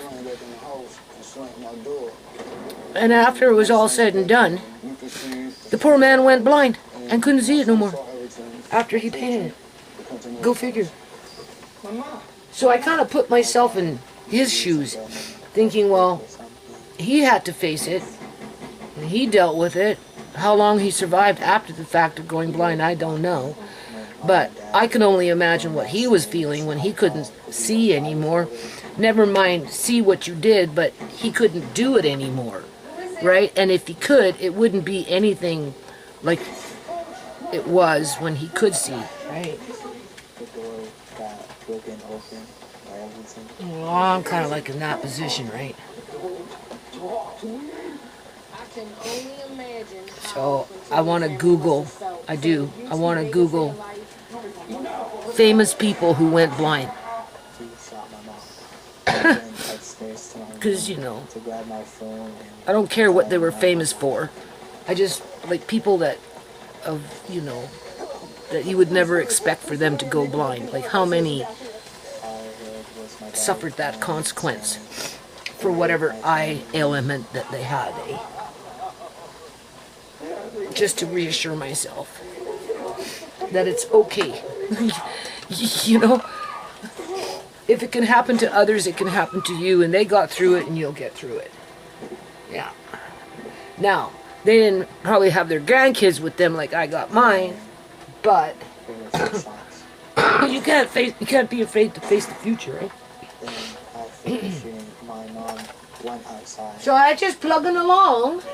So at least that hanging rack is getting me thinking, you know, in terms of dealing with things that need to be dealt with here. Like I said, I've been wanting to move that fabric out for the last 6 months. I just didn't know where to put it. And like I gotta move things around and I don't know, like, but it would be a really good start. Because worst case scenario, I could hang it up on that rack, take half of it, start hanging up fabric and measure and do whatever, and then after the fact I can rebag and label the bag and whatever, and then we can post it online. I'm just saying, right? I doubt I'll ever be able to sew like I used to, right? Never mind even something like I just talked about, because I just don't have a proper sewing room and I really don't have any time. Amari's way too freaking active. You know, sewing is time consuming, and the house keeps me busy, and you know, and just whatever. So you can't cry over spilt milk, eh? No. But it would definitely give me a nice little spot to just hone in on what I'm trying to do with Amari and kind of maybe make it more his section, right?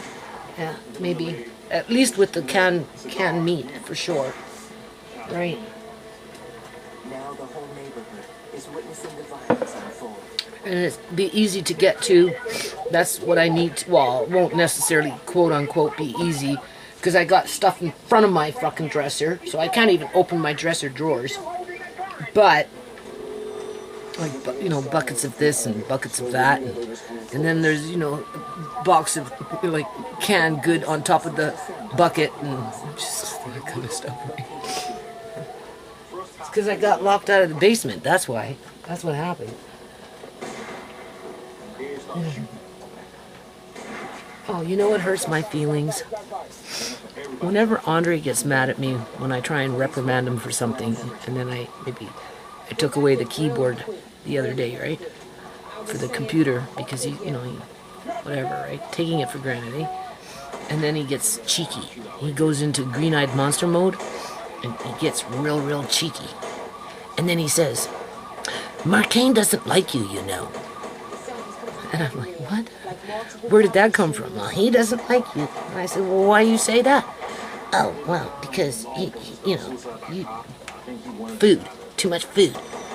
And I'm like, you know, there's going to be a day when Marcane is going to really be grateful that that food, whatever food is in his house, and follows me wherever I go, unless, of course, it's the grave. He's gonna thank me, you know. But it hurts my feelings because I know that they threw out some stuff. I don't know what it was that they threw out or what exactly they've done completely down there, but they've definitely taken something like that empty canning box. There's no way. They emptied out whatever was in that canning box, and God knows what happened to those jars that were on the inside of that box, which really hurts my feelings too, because, you know. But I guess as a parent, you know, because that's what I am, right? You know, like, To the smoke clears, authorities determine the cause of the explosion. Everton Brown built his home. you know, this, you know, like. Cigar house completely collapsed. Evans' house was destroyed. Including So anyway, all the rest of the houses had was smoke and whatever. So I might have to do that. I might have to take that velour, and when I bring it out, but I'm not going to do that until after that hanging rack is set up. That's going to be a big chore because it's, and I have to move other stuff, which means more than likely I don't know. I don't know. I have to take maybe something downstairs and stuff it into Tisha's room when it comes to craft materials, and I'm going to get into that closet that's in the playroom, and I'm hoping there's some costumes in there because I'm missing some costumes, right? So I'm hoping that they're in there, because if they're not in there, that means somebody stole them from downstairs. And I know I have some beautiful jackets in there, long, almost to the floor length jackets. I think Tisha said she wanted a couple. So I'll let her probably scoop up on a couple of them. I'm not sure what's in there. I haven't looked in there in years either. And once I pull out those things, hang them up, right, then I can maybe put some of that craft stuff or whatever it is into the closet and just save it for Andre until we can find time to use it, whether we're living in this house or whether we're living in another house. Right, where my son would just say, get rid of it, throw it out, and when you need it, that's when you buy it. Well, that's what you say right now, but you know, there's gonna come a day when you're gonna face hardship, and it's not gonna be that simple, and you're gonna wish the hell that you didn't throw it out. So, Before he was cruelly taken from his friends and family. no, I don't know. Yeah, see what I mean? Busy, busy, busy, busy. But at least I'm not just wallowing in self-pity, curling up into a ball, you know, right? I'm not really doing anything, just the bare basics, right? So, but yeah, gotta get up in there and get that velour out. Ugh. I want you to listen to a very old school granny blender. This is puree.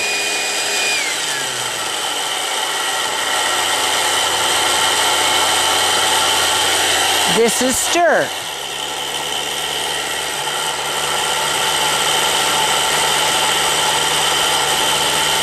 This is whip. Oh no, sorry. That's whip. Last one was puree.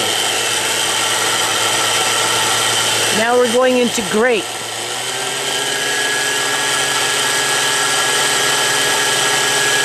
Isn't it a beautiful motor?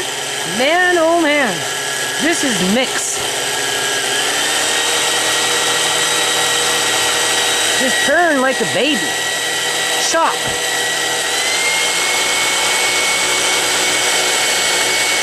Getting ready to go to the discotheque. Now we're into blend.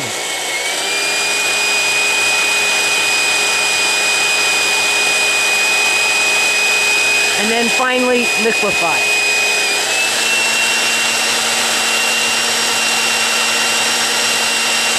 And if you notice, it's transitioning from one speed to another really, really well. Now I'm going to push whip. Whoa. Isn't that just fantastic? My God, I love these. I really, really do. Well, that's hot. But that's nice. Now, if you do that, what you're going to get is more like a fine powder. It's going to come out hot, but you can cool it off, right? Because I think Rose Hart Homestead, she said,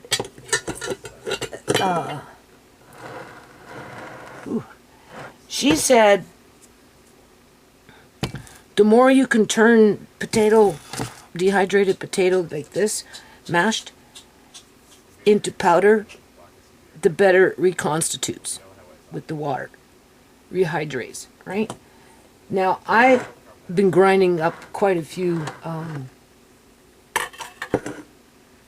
jarful, but I didn't take it to that powder type, to that powder level. I can definitely feel it, and I can understand why she would say what she said. So it's worth the effort to take it a little longer, maybe on even different speeds. Andre, shut up! Different speeds to just really work it. This batch of potatoes that I dehydrated, mashed, I kind of over dehydrated them, but they're okay. And in regards to smell, with that soury cream, maybe, you know, there was a little bit with this, but not a lot. But then I removed the silicone trays, and I think I only had one, and I ended up using the plastic ones.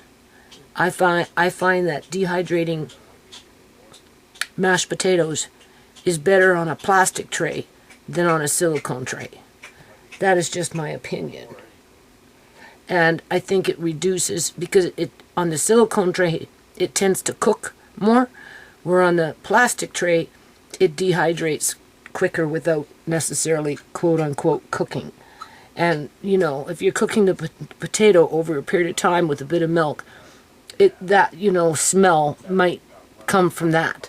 Other than that, I'm pretty happy with that, and I'm glad I did that little show and tell with you, because now, from this point forward, any other potatoes that I grind up in my trusty old school blender, and I have more than one, I like to keep them around in case one breaks. This one I think was downstairs. And so anyway, yeah, just wanted to mention that. You know, I just thought of something, but I just thought of something else. For the things that I want to do, I need a bigger kitchen, people. Because I got more than one of these, right? And, like, they're so nice. Even though they're old, they're dependable, right? And I know I was going to buy another blender because of Amari. I get all panicky with, you know, this just meal preparation and pureeing. And I use this, okay, so anyway, I do have a newer blender up on top of the fridge, about the size of this old school one. But it's almost like, you know, I'm looking at it, and I mean, it's measured out for you. I've never used it in terms of, it's got a grid. So, you know, I could have like 2 or 3 of these going at one time. Like for Amari, okay? I mean, ultimately this video has been, we're doing this for Amari, right? And the potatoes, you know, mashed potatoes, well, that's more of a bit of a food prep, and just maybe something for easy peasy on a night when, right? Whether I have a little brown jar, which I'm thinking to have for this with Amari. But, you know, like I don't have to rely on one. I could have 2 or 3 of them going at one time. You know, once a week, doing this in bulk, because that's what it's going to take. Especially the older he gets. Yeah, because, you know, it's specialized food, you know. And, if you're not prepared, you know, it's hard, right? We're doing it this way, the way I'm trying to start thinking about doing it. You know, it's I would think, I mean, it's still gonna be, you know, I don't want to say grueling, because, you know, I don't want to scare anybody from looking after their loved one who's severely disabled, but it can get grueling, right? And yeah, so this is cooling.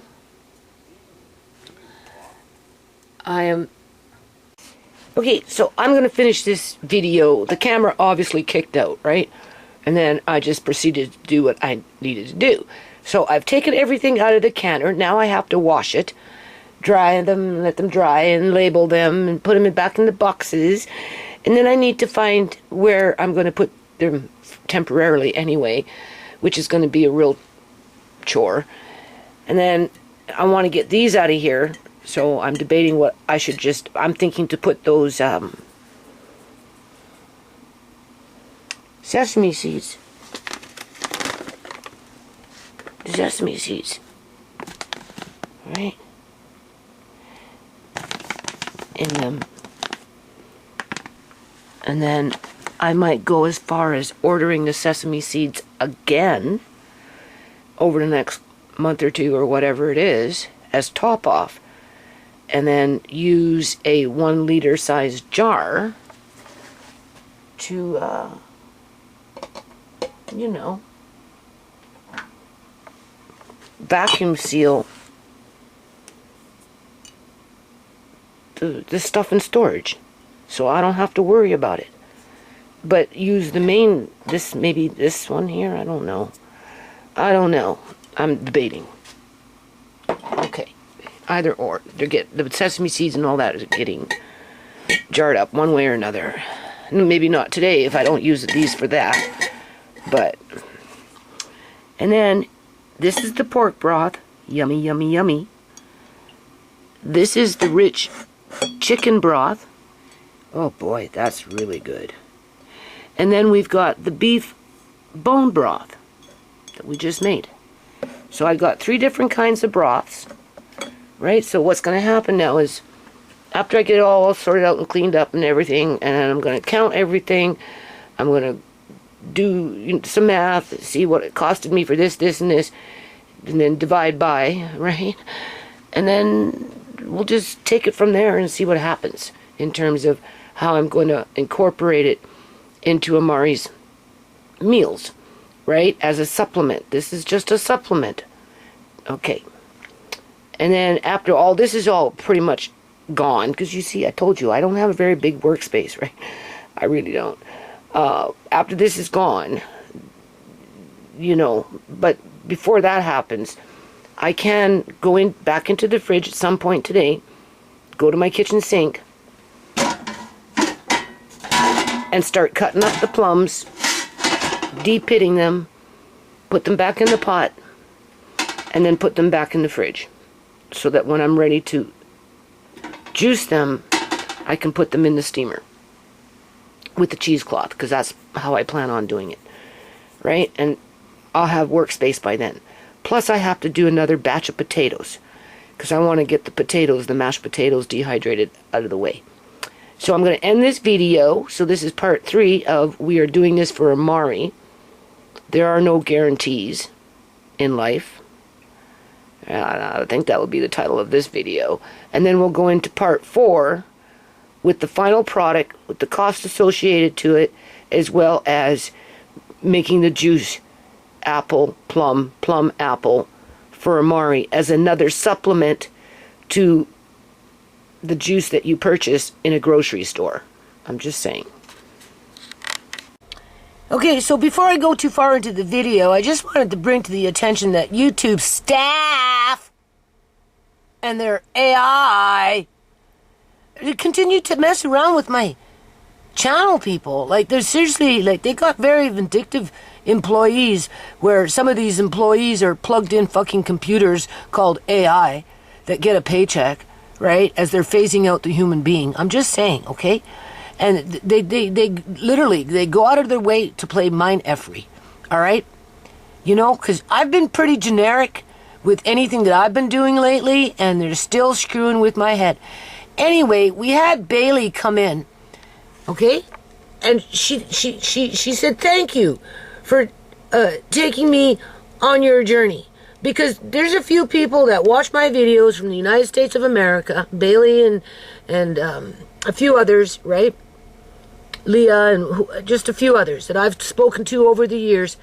And, you know, Lucy, right? She's Canadian. But they've told me, like, just with my stamina, my stamina, my resilience to stand up and speak out and, you know, stand for something, right? You know what I'm saying? Try and protect my family to the best ability that I can by calling out the corruption, whether it's in Canada, the United States, or it's a global thing. Who knows? The point is, you know, I'm not some YouTube bitch. All right. So in the meantime, they know it, right? And they want to get under my skin, as they have been for years and years and years and years and years and years and years. And so anyway, what they've been doing is they still shed numbers off my view count. They're still doing that. They're shadow banning me as my videos are going up. So they're not putting them out there, right? They're hiding them, so they're harder to find, unless of course maybe you have a subscription. I don't know how well the subscription, the alert system to the subscription where I upload a video and then you get alerted that I uploaded a video. I don't know how well that is working. All I know is that they've taken me off where, because it's psychological warfare, right? They're like my landlady, they want me to fucking hate myself. They want me to hate anything that I stand for so that I'll shut up and just be their bitch and fucking bend over and let them kick me in the ass and kick me around town and, string me up there and string me up there, lock me up over there. Who knows, right? Because they're sadistic. All right. So in the meantime, do you see this post here? Now, I've talked about it before, where this is me copying and pasting this down here. Okay? Do you see? Because when I go into my, into here, but we're going to come in fresh. Maybe, maybe there's because it's not showing here, people. That comment, this is my channel comment and mentions, it's not. Okay? And it hasn't been. Right? Because YouTube's been censoring out other people's comments, including my own. I can't even post on my own videos. Okay? I can't even post them. Oh my God, the fucking mouse has been hijacked, I swear. I say it all the time. It runs away from me. Okay. So we're going to go to YouTube. We've done this before. Okay? Now we're going to go to my channel. Or my studios, right? We're going to go to YouTube Studio. All right? So we're coming in fresh, right? Okay? And then they try and sucker me in with their, oh, wow, I'm back up at 998. I was at 1,004, and then I dropped down to 96. And then they kept me there for a few months, and now they're giving me a crumb here and a crumb there, which are basically the same freaking trolls that play the same mind game month after month, year after year, right? You know what I'm saying? As if, okay? And then we're going to go into comments. Okay? Do you see Bailey's? No. Let's go to hold, right? Held. Because I've already approved it. Now we're going to go into publish. Do you see Bailey's? No. I haven't responded to. I have. I gave her a heart. Oh. There it is. Finally, it came up. It wasn't coming up for like good 10 minutes. And that's why I reposted. But do you see mine? Do you see mine? That's me answering her. There's her post. But if we go to the video, I want my little backup video, because I know YouTube is shadow banning me. Right? There's my backup post, and they shadow banned it. Why? Because Deb, back in the day, when she tried to, Deb, as if we know who the fuck Deb is on YouTube. Oh, well, I don't want you reposting my comments because, I don't want people to know who I am. Oh, as if anyone would know who you are, first of all. As you change your username, it's not like you keep a legitimate username for the lifetime of your YouTube channel. You know what I'm saying? She changes her username from Deb to vlog that, and who knows, right? I mean, as if we could even find that woman, even if we wanted to. We can't. And why would we, right? We're not interested. The point is, she complained that she didn't like me reposting her comment with me coming in with my multiple comments, to which I felt was important, being that she brought up the subject, or whoever does it, right, in terms of when I comment back, right, that relates to the video at basically hand, right, in terms of the conversation as a whole, so that if they should lose their channels, if Bailey was to lose her channel, whether it got deleted by YouTube or whether she deleted it herself or something happened where her channel was basically deleted, okay? Maybe she died, 4 years go by and YouTube decides they want to delete the channel. As soon as they delete the channel, all her comments will disappear. And whatever was written will also disappear. So that when you come to this video in 5 years from now, it will have absolutely no comments because YouTube would have deleted them all by then through the various different methods. So that's why I like my little backups every now and then, because I'm not going to sit there and make 5 or 6 different posts, boom, boom, boom, boom, boom, boom, with them, with whoever I'm discussing things, and somebody come in and say something, you know, right? And then they right, and they just throw it in the garbage. They treat it like it means nothing. So I come and I repost it, knowing that it should stay up for the duration of my channel, so that if you come into this video 12 years from now, you should be able to at least read my comments with all the other, like my repost of the original comment from the original person who made the first comment, and then with me coming in, responding, and anyone else, and so on and so on.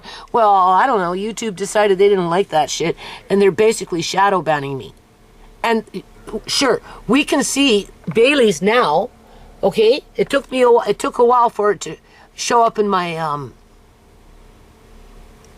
comment section within my dashboard, but they're not showing me this one, although I can see it. But watch what happens. Watch what happens when I change when I come in on a different when I come in on a different account, which at this point, where am I? Which at this point is still with my, I'm New Nations Unity, I guess, Gmail account, right? Okay, so we're going to go into Amari side dish, right? Radio show. Okay, and they don't even let me repost like I just showed you under this account. Nope, they completely fucking shadow ban it. It will show, see? Here it is. Here's the video. Yeah, we're doing this for Amari. Okay? It says I have 3 comments, but if you notice, you only see Bailey's and my answer. Well, they shadow banned, hid my repost. Yeah. And they've been doing that, which to me is like a kick in the teeth, right? Because it makes me not want to post anything too much. What's the point when it can be simply deleted by YouTube staff, AI, or maybe the poster themselves who wants to be an antagonist like Deb was, egging me on, doing whatever. Not to say that Deb didn't have some valid points. Everybody's got some kind of valid point to some degree or another. But, you know, her way of thinking wasn't necessarily my way of thinking, but it didn't mean that she was right. And then, what? She didn't want me to repost what she had to say, even though she had the balls to say it, piss me off, egg me on, make me feel like crap, or whatever she was egging me on about, especially with that Jane Moto, right, with that charity in Africa, okay? And then I reposted, she didn't like it, and what did she do? Complain to YouTube? All right? She probably works for fucking YouTube. Seriously, man. Because now, okay, do you see it? We know that there's an extra comment in there. It says 3 comments, but where is it? But if I go back to New Nations Unity, this is how they shadow ban you. You know, psychological warfare. So if you're not getting it from your landlord, and people like that, you're getting it from corporations. Okay? There we go. So let's go back. So they brought me to YouTube. Now I'm back on New Nations Unity, you can see. So we're going to go now into, oh my Lord, YouTube Studio. Oh my Lord. Anyway, YouTube Studio. Of course my eyes got worse. Now we're going to go into comments. Okay? We're going to go to hell. Alright, now we're going to go into publish. We know that Bailey's post is now showing where I can see it, but of course mine isn't, because YouTube, through their source code and their AI, can you even see source code anymore? Where's the source code?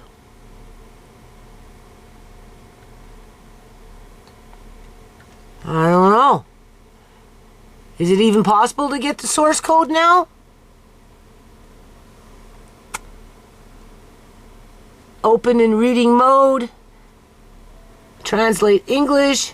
Okay, here we go. Where's my... You see that? View page source.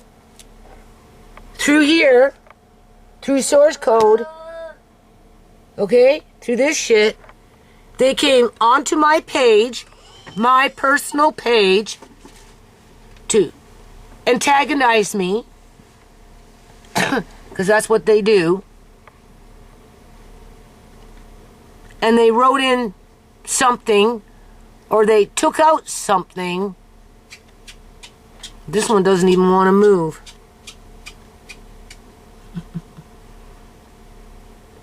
They got it down to a fine-tooth nail here.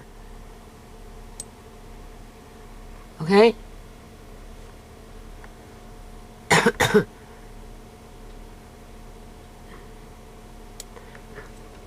They got 31 lines, but these lines can go on forever.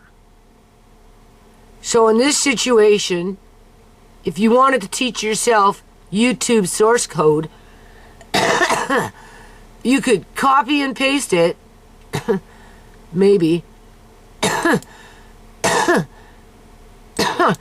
right? Go into WordPad or a video editor of some sort, I'm just saying, and then copy and paste it and start picking it apart so that you can see what they're up to. But they've made it so complicated because they're using AI to generate a lot of it.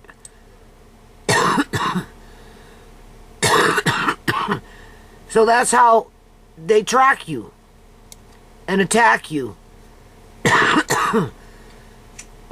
Like they've been doing with me for years. Right? To ultimately hurt you. Because they don't want people to be thinking. They want people... Hold on a minute. They don't want people thinking. They don't want people reading posts of substance that explains things. Right? Or anything like that. So we're going to now do the paste here of the copy of the source code. And now you're going to see exactly what we're dealing with here and how they do it. Somewhere in there and all that. Alright, you can see. Look. The heat's on. Oh, God. Look how much is there. Somewhere in all that.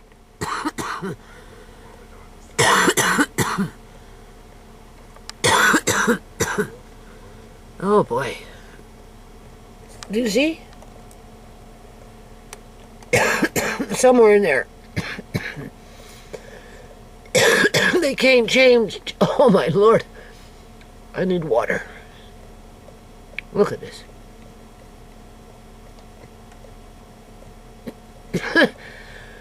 Hold on. Okay. So I turned down the heat and I went and got a bit of water. I have Tisha go and get me some furnace filters. So the furnace filter needs to be changed as well. But look at this. Do you see what's going on here? Somewhere in all this muck that clearly is being generated by a computer, okay? Because I've written source code, okay? And it's gotten a whole lot more complicated. That's all in 31 lines, okay? Like, it doesn't end. Look at this. This is all on WordPad.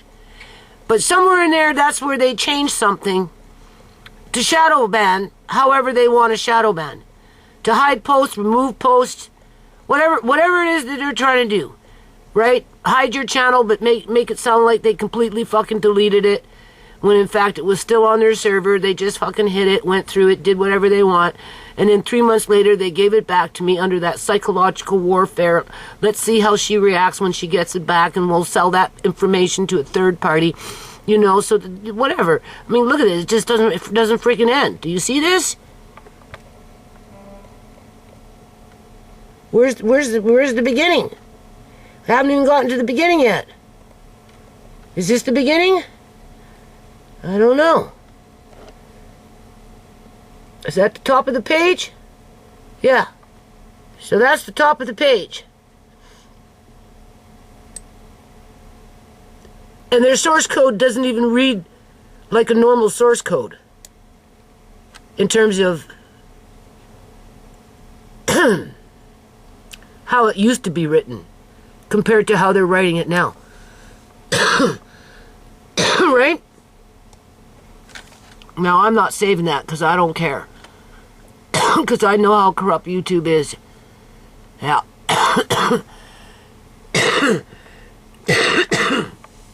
And what they're doing isn't nothing.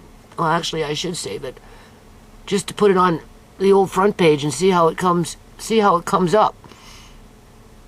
Maybe. Hold on. Okay, so I'm just going to save it as YouTube source code November 20th, 24. Not that I will ever be able to make video web pages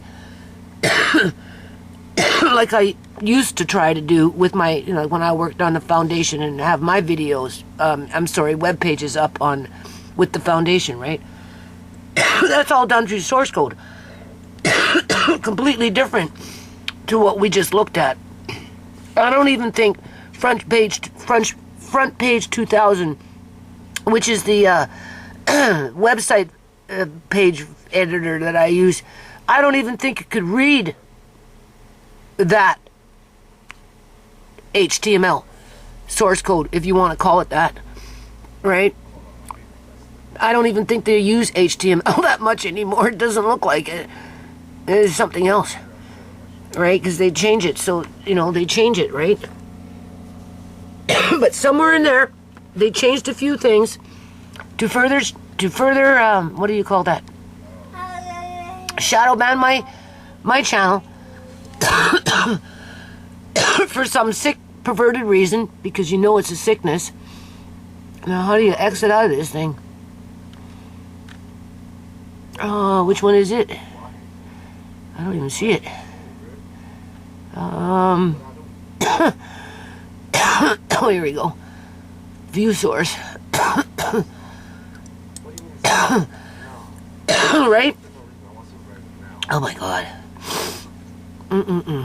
Anyway, I'm resting. So,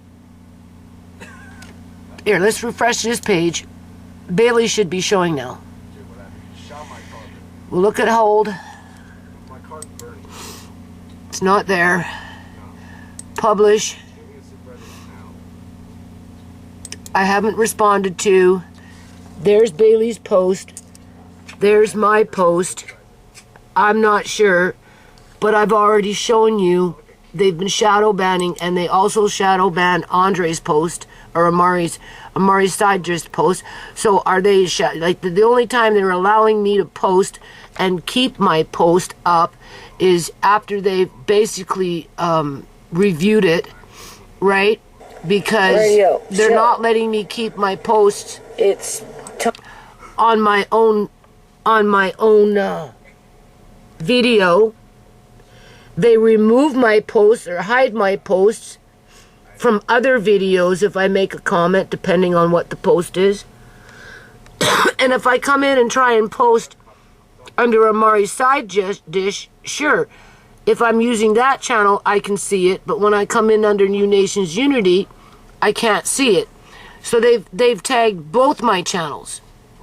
If I was to be a double dipper, and I don't double dip, but I was curious to see if I could post under Amari's side dish, and they did the same damn thing, right? They shadow banned it, they removed it, they hid it, and that's just straight up fucking crooked. Because anything could happen to Bailey, right? And her fucking channel could be lost and forgotten about, and then anything that was posted by her and anything that was posted by me will just disappear. And you, like I said, you'll come back in 12 years later and you won't see nothing because YouTube removed all the comments through their source code, one way or another. If they're not hiding them, they're completely deleting them. And that's wrong. And that's what makes me hate YouTube, right? The only reason I'm doing these videos, people, is I'm just, until I can't do no more. Right? You know, I don't necessarily, I'm not completely happy about it. Hell no. Why? To be tortured by YouTube staff still after all this time? Because this is a form of torture. Psychological warfare. It's no different than what my landlady's doing. They just do it in a different kind of way. And that's another thing. Okay, here we got 2 likes. Chances are, if I go, and I've noticed this too, chances are, if I go to my page or to the video, I'd be very surprised. I'd be very surprised. Oh, it's saying 2. Because normally it's 1 less. So if I got 5 likes, it will read 4. If I got 3 likes, it will read 2. In this situation, it seemed to be reading 2. So why that happens, I don't know. As well as, you know, they're still shedding my my view count. Not that it matters, because you know I'll never be successful on YouTube. Okay, so that one's coming up the way it's showing, right? I'll never be successful. Oh, there it is, right there. What's that? It says New Nations Unity. There, copy and paste, at Bailey. This is what I'm talking about. Oh, you know why? Maybe because I'm the one that posted it. I can see it because I posted it. Now it's showing me that I posted it.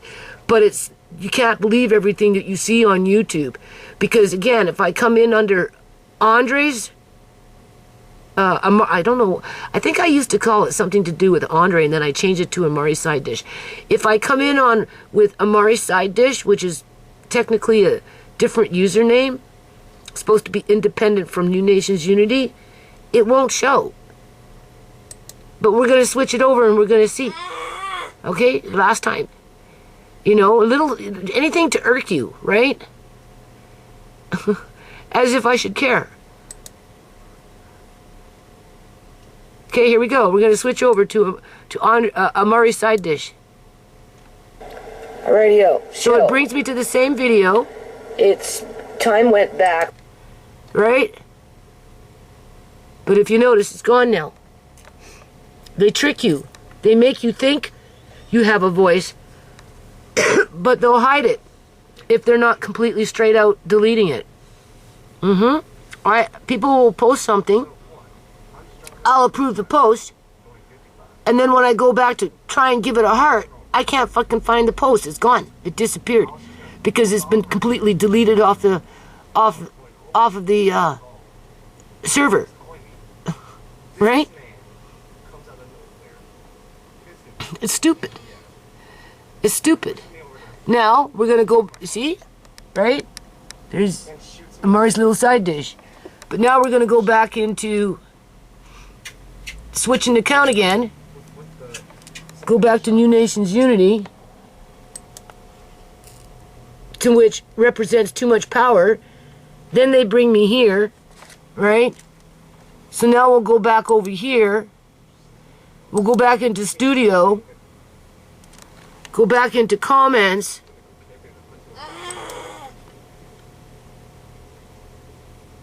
Go to hold. Oh, here we go. Now Bailey answered me. Always, my friend, how I wish you didn't have to go through this bullcrap. You don't deserve it. I'm talking about what's going on right now currently with this pipe, to which apparently Tisha was telling me that Alex said it's the roots from the big pine tree, which is a huge, beautiful tree. Okay, and you know, they're cutting down all the pine trees out here, all the spruce trees out here, these property development, you know, these people that are doing whatever, they're destroying everything, cutting down all the pine trees, all the spruce trees to replace them with ornamental trees that are useless, right? They don't have no medicinal properties, you know, at least with the pine trees and stuff and the spruce trees, you can drink their pine needles and their spruce needles for vitamin C and other nutrients, right?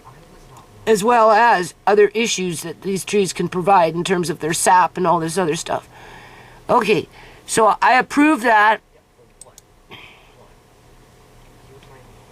Right? No point in... Okay. There, it's not there. Where is it? Where's her answer? Like, what the hell? It's got to be approved by YouTube staff, AI, before they'll allow it to go through. Like, you've seen me approve it. This is what I mean.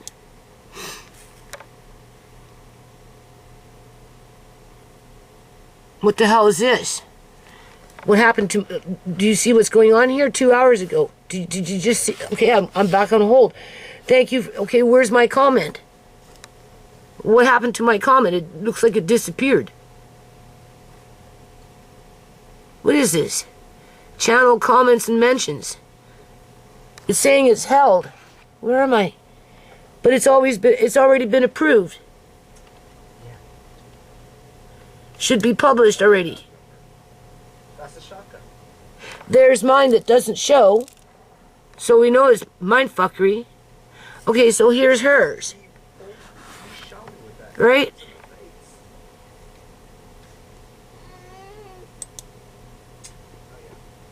Just dumb. The whole situation is dumb. So anyway, Bailey, I'm just doing until I can't do no more. And yeah, I think it's important for people to, it's just a, you know, it's my way of warning people. Whatever it is that's coming in terms of, you know, just the way society is going for a lot of us, right? In general, you know what I'm saying? Because if we don't talk about the things that are going on in a bad kind of way in society, from people who have either lost their way or choose to be of criminal mind, or hoodlums or gangsters or white-collar criminals or whatever you want to label them, bad people. I was trying to avoid that, bad people, right?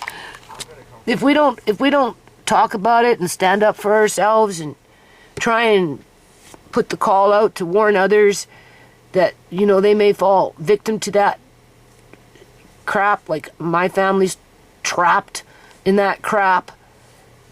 No. I don't know. There's no justice.